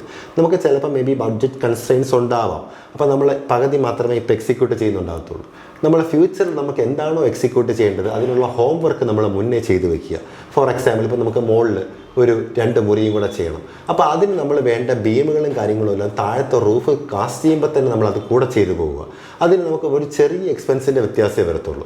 അങ്ങനെ നമ്മൾ ചെയ്തു പോയി കഴിഞ്ഞാൽ നമുക്ക് ഫ്യൂച്ചർ എക്സ്പാൻഷൻ കുറച്ചും കൂടെ ഈസി ആയിരിക്കും. നമുക്ക് അഡീഷണൽ കോസ്റ്റ് ഇല്ലാതെ തന്നെ നമുക്ക് ആ കാര്യങ്ങൾ ചെയ്തു പോകാനും പറ്റും. നമ്മൾ എപ്പോഴും ഇൻറ്റീരിയർ പ്ലാൻ ഉൾപ്പെടെ നമുക്ക് ഫ്യൂച്ചറിൽ എന്താണോ വേണ്ടത് നമ്മൾ ആ സാധനം പ്ലാൻ ചെയ്ത് വെക്കുക. ബഡ്ജറ്റ് അനുസരിച്ചിട്ട് സാവധാനം എക്സിക്യൂട്ട് ചെയ്യുക. ഇതാണ് നമ്മൾ ചെയ്യേണ്ടത്. ഇപ്പോൾ ഒരു വർഷം കൊണ്ട് നമ്മളൊരു വീട് വെച്ച് തീർക്കാൻ പ്ലാൻ ചെയ്യുന്നുണ്ടെന്ന് കരുതുക.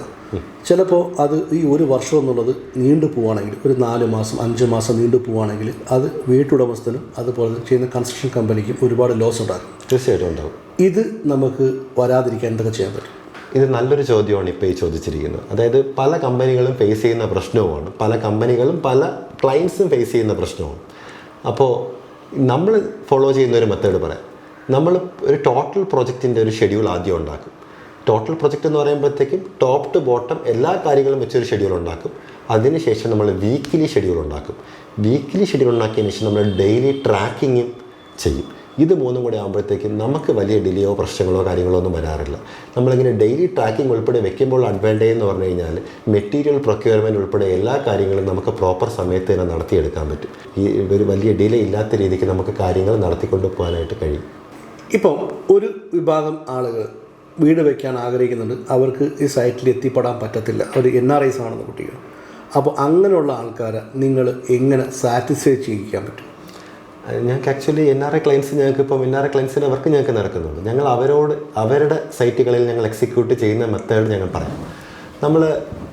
നമ്മൾ ആദ്യം ചെയ്യുന്നതെന്ന് വെച്ച് കഴിഞ്ഞാൽ നമ്മുടെ സൈറ്റ് എഞ്ചിനീയർ, ഞങ്ങൾ, ഓണർക്ക് വേണ്ട വേറെ ആരെങ്കിലും ഉണ്ടെങ്കിൽ ഞങ്ങൾ ഇത്രയും പേരും കൂടെ ചേർന്നൊരു വാട്സപ്പ് ഗ്രൂപ്പ് ഉണ്ടാക്കുന്നു.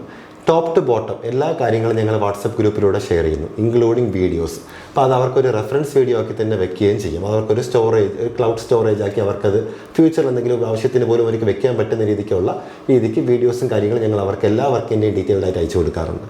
ഇതോടൊപ്പം തന്നെ ക്യാമറ നമ്മൾ സൈറ്റിൽ ഇൻസ്റ്റാൾ ചെയ്തിട്ടുണ്ട്. അതിൻ്റെ ആക്സസും ഞങ്ങൾ NRI ക്ലയൻസിന് കൊടുക്കാറുണ്ട്. അപ്പോൾ അതുവഴിയും അവർക്ക് മറ്റ് കാര്യങ്ങൾ, ഇപ്പോൾ ഇന്ന് എത്ര പേര് വന്നിട്ടുണ്ട്, പിന്നെ എല്ലാ കാര്യങ്ങളും അവർക്ക് ക്യാമറയിലൂടെ അവർക്ക് ചെയ്യാൻ പറ്റത്തില്ല.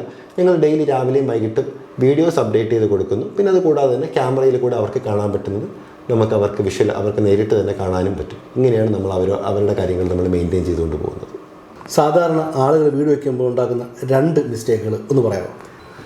നമ്മൾ സാധാരണയായിട്ട് ആൾക്കാർ ചെയ്തു വരുന്ന കോമൺ ആയിട്ട് കണ്ടുവരുന്ന ഒരു 2 മിസ്റ്റേക്ക് പറയുകയാണെങ്കിൽ നമുക്ക് ആദ്യം മനസ്സിൽ ഓടി വരുന്നതെന്ന് പറയുന്നത് ഒരു ഫിനാൻഷ്യൽ പ്ലാനിങ് ഇല്ലാതെ വർക്ക് എക്സിക്യൂട്ട് ചെയ്യും.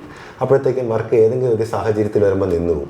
അങ്ങനെ വരുമ്പോഴത്തേക്കും ബിൽഡിംഗ് ഇങ്ങനെ കിടന്ന് മഴയും നനഞ്ഞ് വെള്ളവും നനഞ്ഞ് ഇതിങ്ങനെ നശിച്ചു പോകുന്നൊരു സാഹചര്യം നമ്മൾ പലപ്പോഴും കാണാറുണ്ട്.